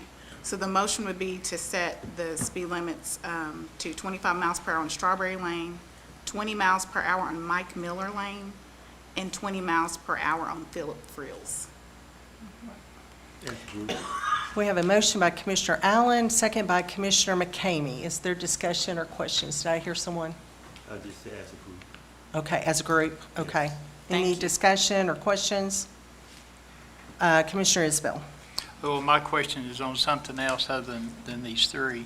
And it's about something else that, that's going on up in the rural part of the county. And it's got more to do with the state than it does the county. All right, But- let's take this Okay. motion and then All right. I'll get you. All right. Any discussion or questions on this motion? Seeing none, all in favor say aye. Aye. Any opposed? Motion carries. Commissioner Isbell. All right, thank you, Madam Chairman. What we've got is we've got a couple, and Commissioner Val sees this every day, is where the growth from the right-of-way from the state is encroaching on the city and, on the county properties, and you can't actually see out onto Highway 25W without pulling out into the road. Had several accidents at Clear Branch and 25W, and we've got a very serious issue. I had some of the guys come in the shop today talking about at Old Lake City Highway and 25W. And it's all got to do with the state. And if Chairman Capshaw, she's been doing a really good job with the Highway Committee. If you wouldn't care to reach out to the state. Add that to your Yeah. next Actually- meeting. I actually had went to TDOT about the Sinking Springs and met with their engineering department. So I'm more than happy to do that again. As a matter of fact, would it be okay if she gave an update on that? Because we talked about that. Was that in your minutes? Can you? No, no, that's going to be in the June minutes, so that's why I didn't bring it up. Okay. Yeah. Let's trying to do follow it the next protocol. time where we can get all of your minutes. But and she's stuff. making We'll be on the same progress page. there. Yeah, that's awesome. Thank you. All right. Anything else? All right, let's move on to Fire Commissioner. Commissioner Wandell. Thank you, Chairman. Looking at the minutes, there's no action items on the Fire Commission. Okay. Anybody got any questions, I'll be happy to answer them. That concludes my report. All right, and next is the Veterans Service Advisory Committee. Thank you, Chairman. The Veterans Service Advisory Committee met on July 6, 2026. The only action item was a resolution, Section 7, Bylaws, Article 3, increased members from 7 to 12 honorable discharge veterans vetted by the Anderson County Veterans Service Committee for approval by full commission. All right, so was that to go back to the, if you look down in the minutes, was that supposed to go back to the committee? Because that was my understanding just from reading the minutes. Well, I thought that might have been the resolution, but I'm happy to send them both back to the committee and we bring them back again. Yeah, I don't think we have it before us. But I I'll- think, I'll withdraw my motion and we'll bring it back to the Veterans Committee and rehash it again and bring it back to this body once the law director completes the resolution and the bylaws. It should be, that is completed. All of it's completed? Yes. Yeah. I think we just bring it back to the commission, the Veterans Committee one more time to make sure everybody's, Okay. and I'm good with it. I'll withdraw my motion. All right. We'll bring it back to the committee one more time.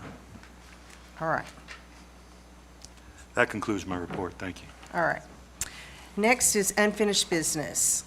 So we did have an opinion in the law director's report on the motion that was made about these high-density computing facilities. And the motion was to ask the law director to give us an opinion on them. And you read the opinion in your packet. The resolution numbers are there in parentheses, and also included a copy, just to refresh your memory. What we need to do now is make that official motion to place a 24-month moratorium on the development of high-density computing facilities.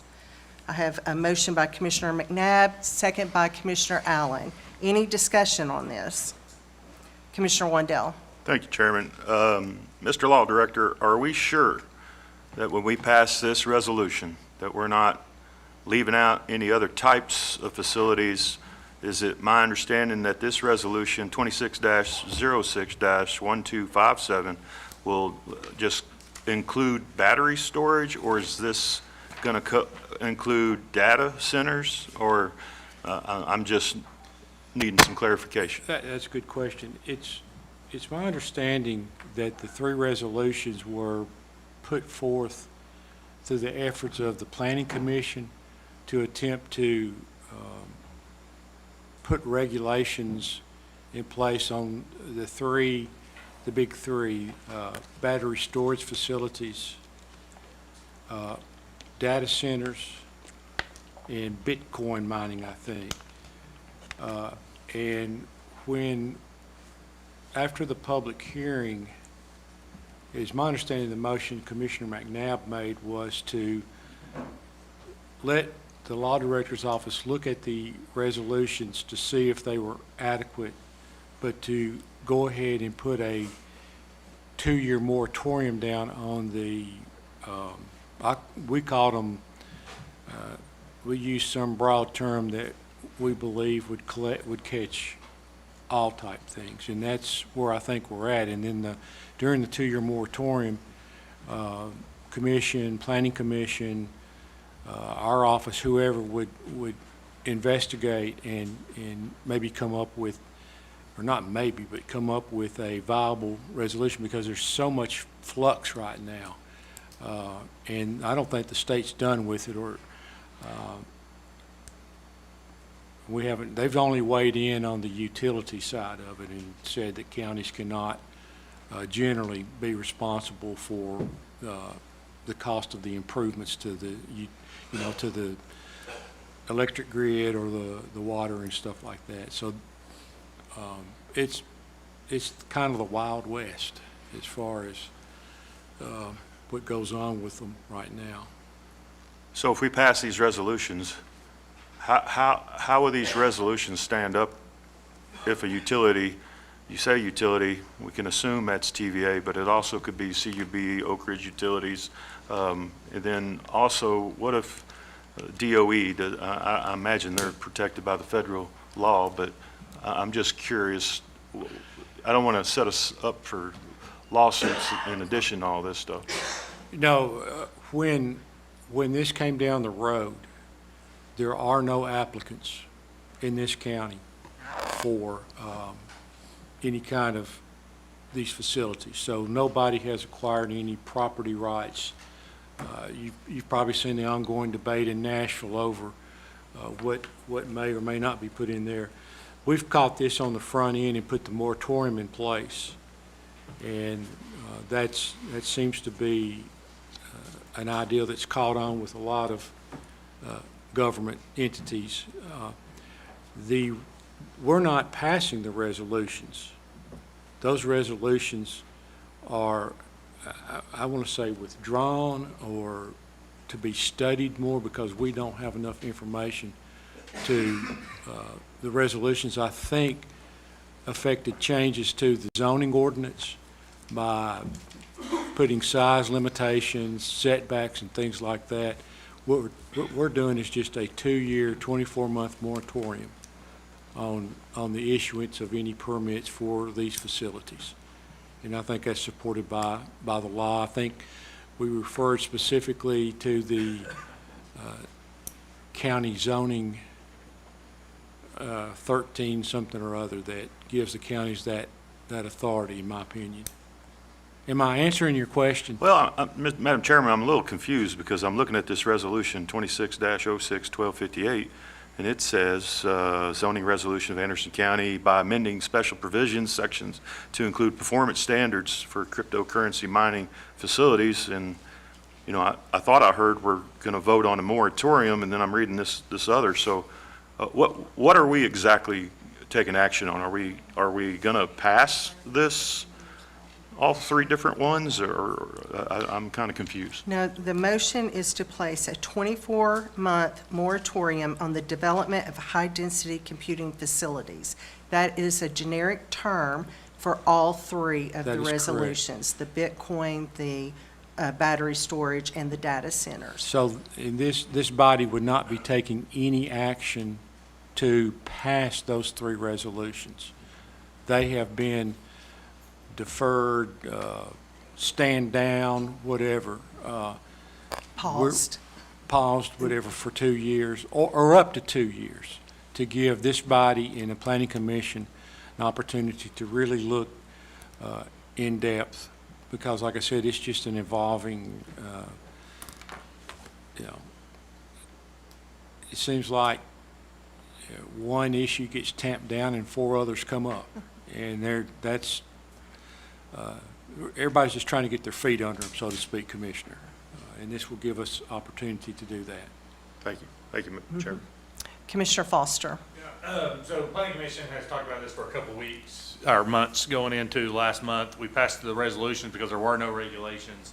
So all those have, because it is a zoning amendment, we did pass that up to full commission. No action was taken on those resolutions, so they died of a lack of a first or a second. So we did put the moratorium on last month. I do have a question why we're readdressing it this month where we have to put the moratorium on again. The motion last month was to have the law director give us an opinion on that. And so he did that. That was in our packet. So just to make it official, to make sure that we have the moratorium in place, we're making a motion tonight to place the 24-month moratorium. Okay. Which, like I said, I thought we took care of it last month.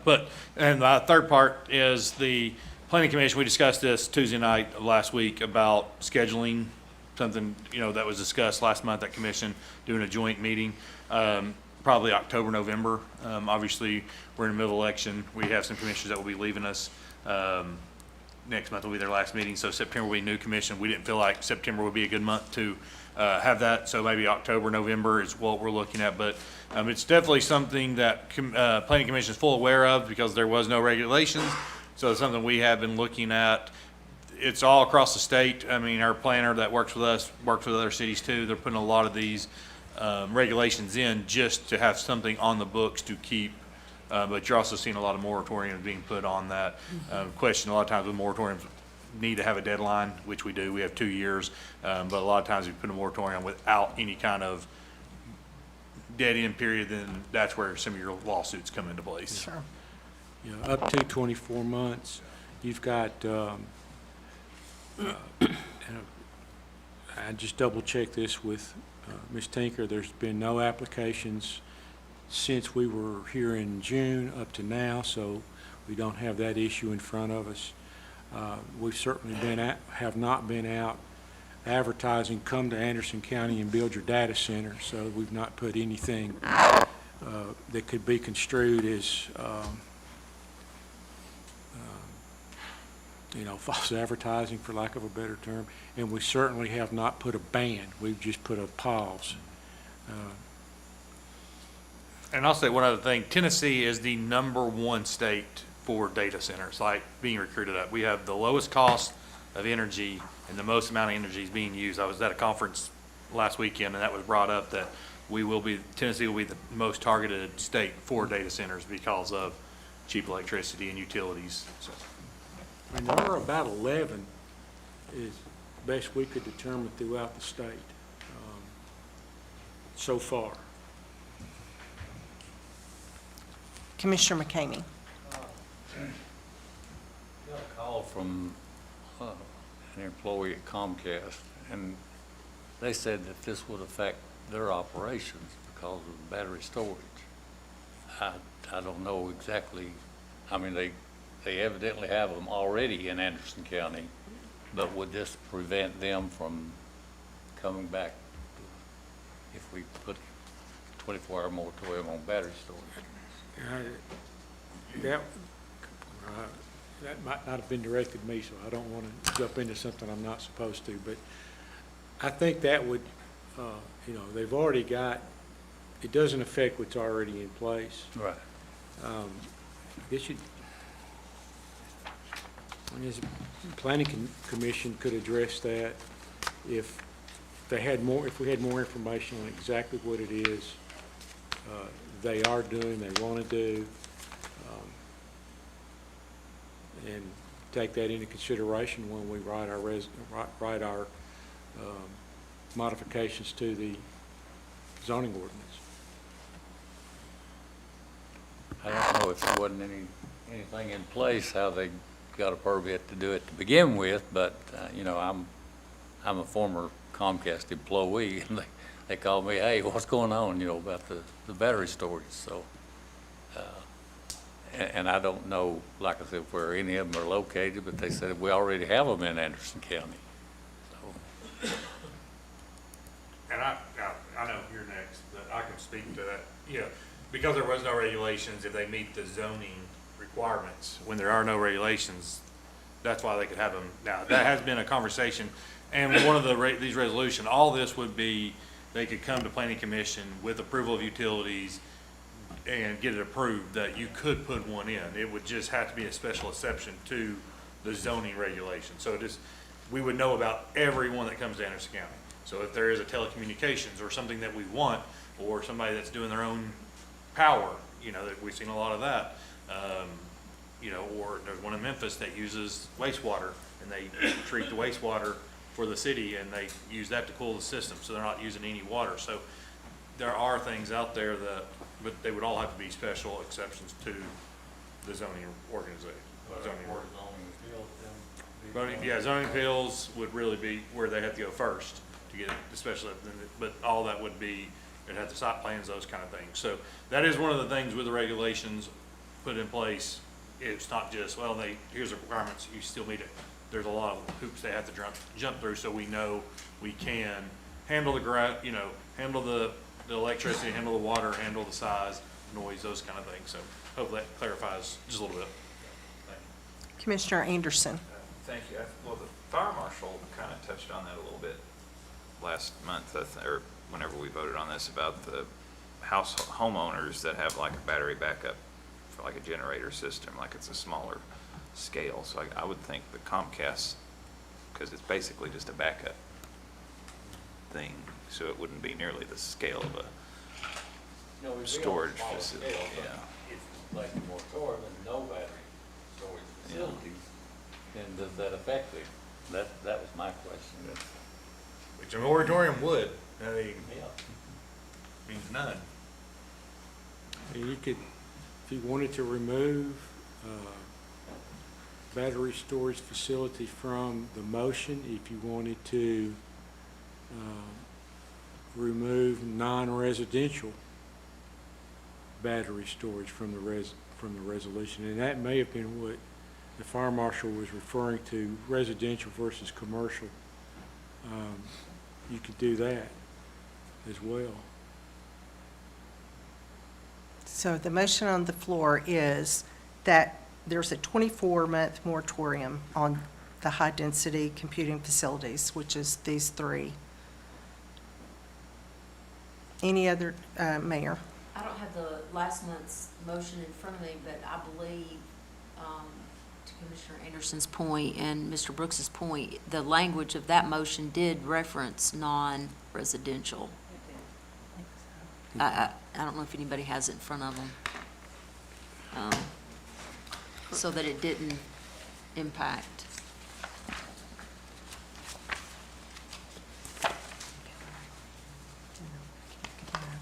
Look at the minutes.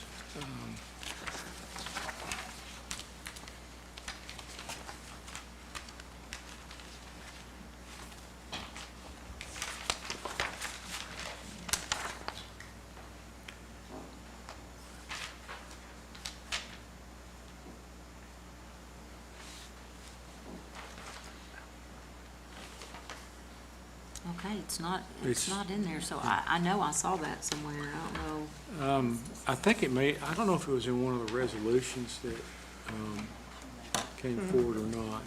Okay. I did not print those resolutions because they were dead. I've got them somewhere.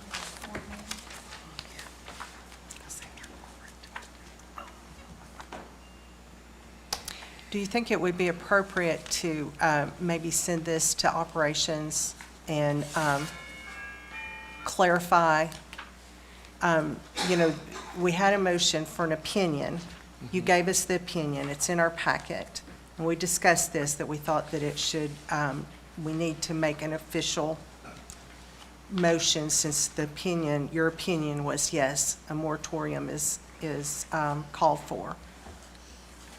Could I ask Commission this? If we voted on the motion to put the moratorium in place and then looked into the commercial versus residential battery storage only, and made some kind of amendment to the moratorium. My concern is if we don't get out ahead of it, and have an opportunity to study it. We don't really have anything in place other than the zoning. And the ordinance right moratorium now. doesn't mean we have to wait. No, it's just up to 24 months. So It's not set in stone. one of these resolutions could be repaired or Yeah, they you know, could be. added to, deleted from, and it could be passed. I mean, they So- put some work into it, and Okay. so it's not gone without thought. It's just, you know, from what I've seen, the questions are coming up quicker than the answers can keep up. One last comment, Commissioner Foster. I was gonna say, the motion was up to 24 months. We could come back inside of that to Do adjust it. we want to just vote on the moratorium tonight and then take it up in operations? Just the telecommunications one or the battery one? And just looking back on the amendment, I mean, and it says it has an amended to motion of 2 years moratorium. I mean, it's in the motion. I just don't think we have to take action on this tonight. I think it is Okay. done. We got the legal opinion from the law director. We passed the motion.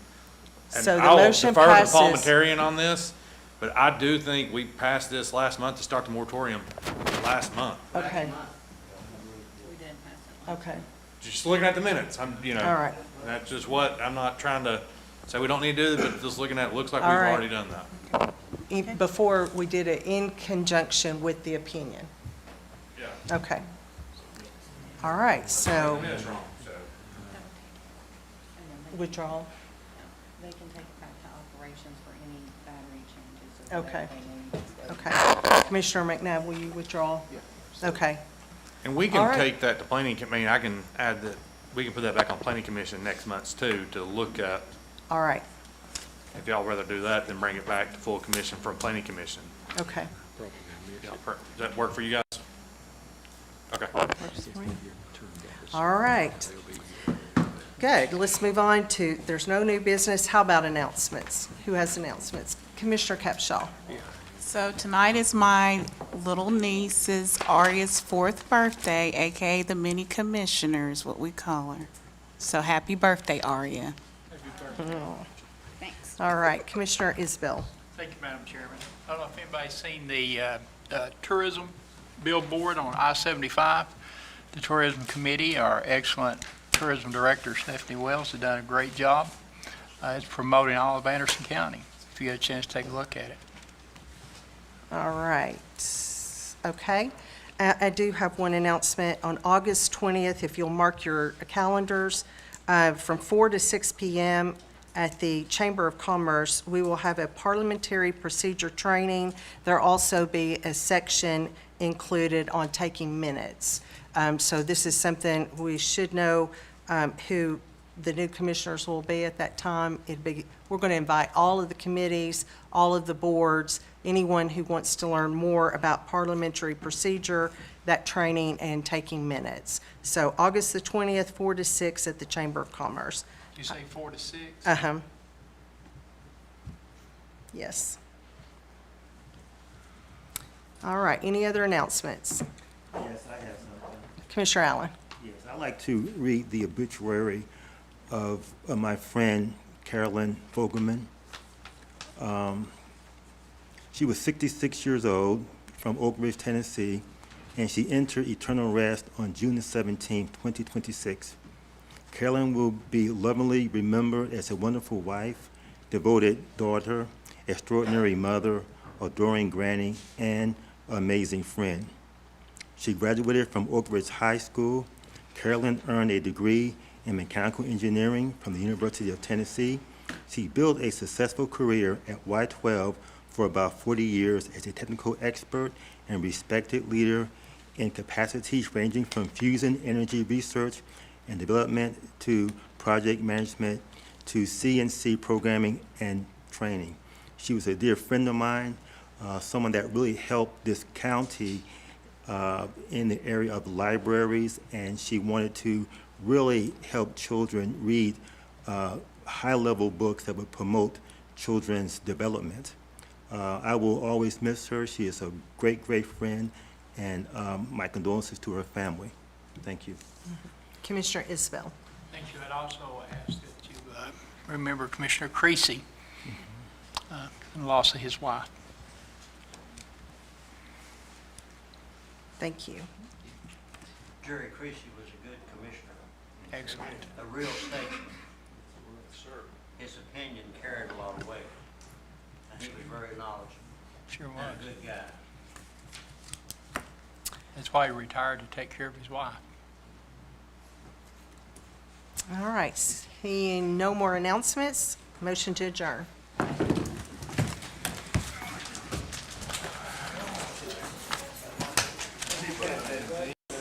What? Job, commissioners.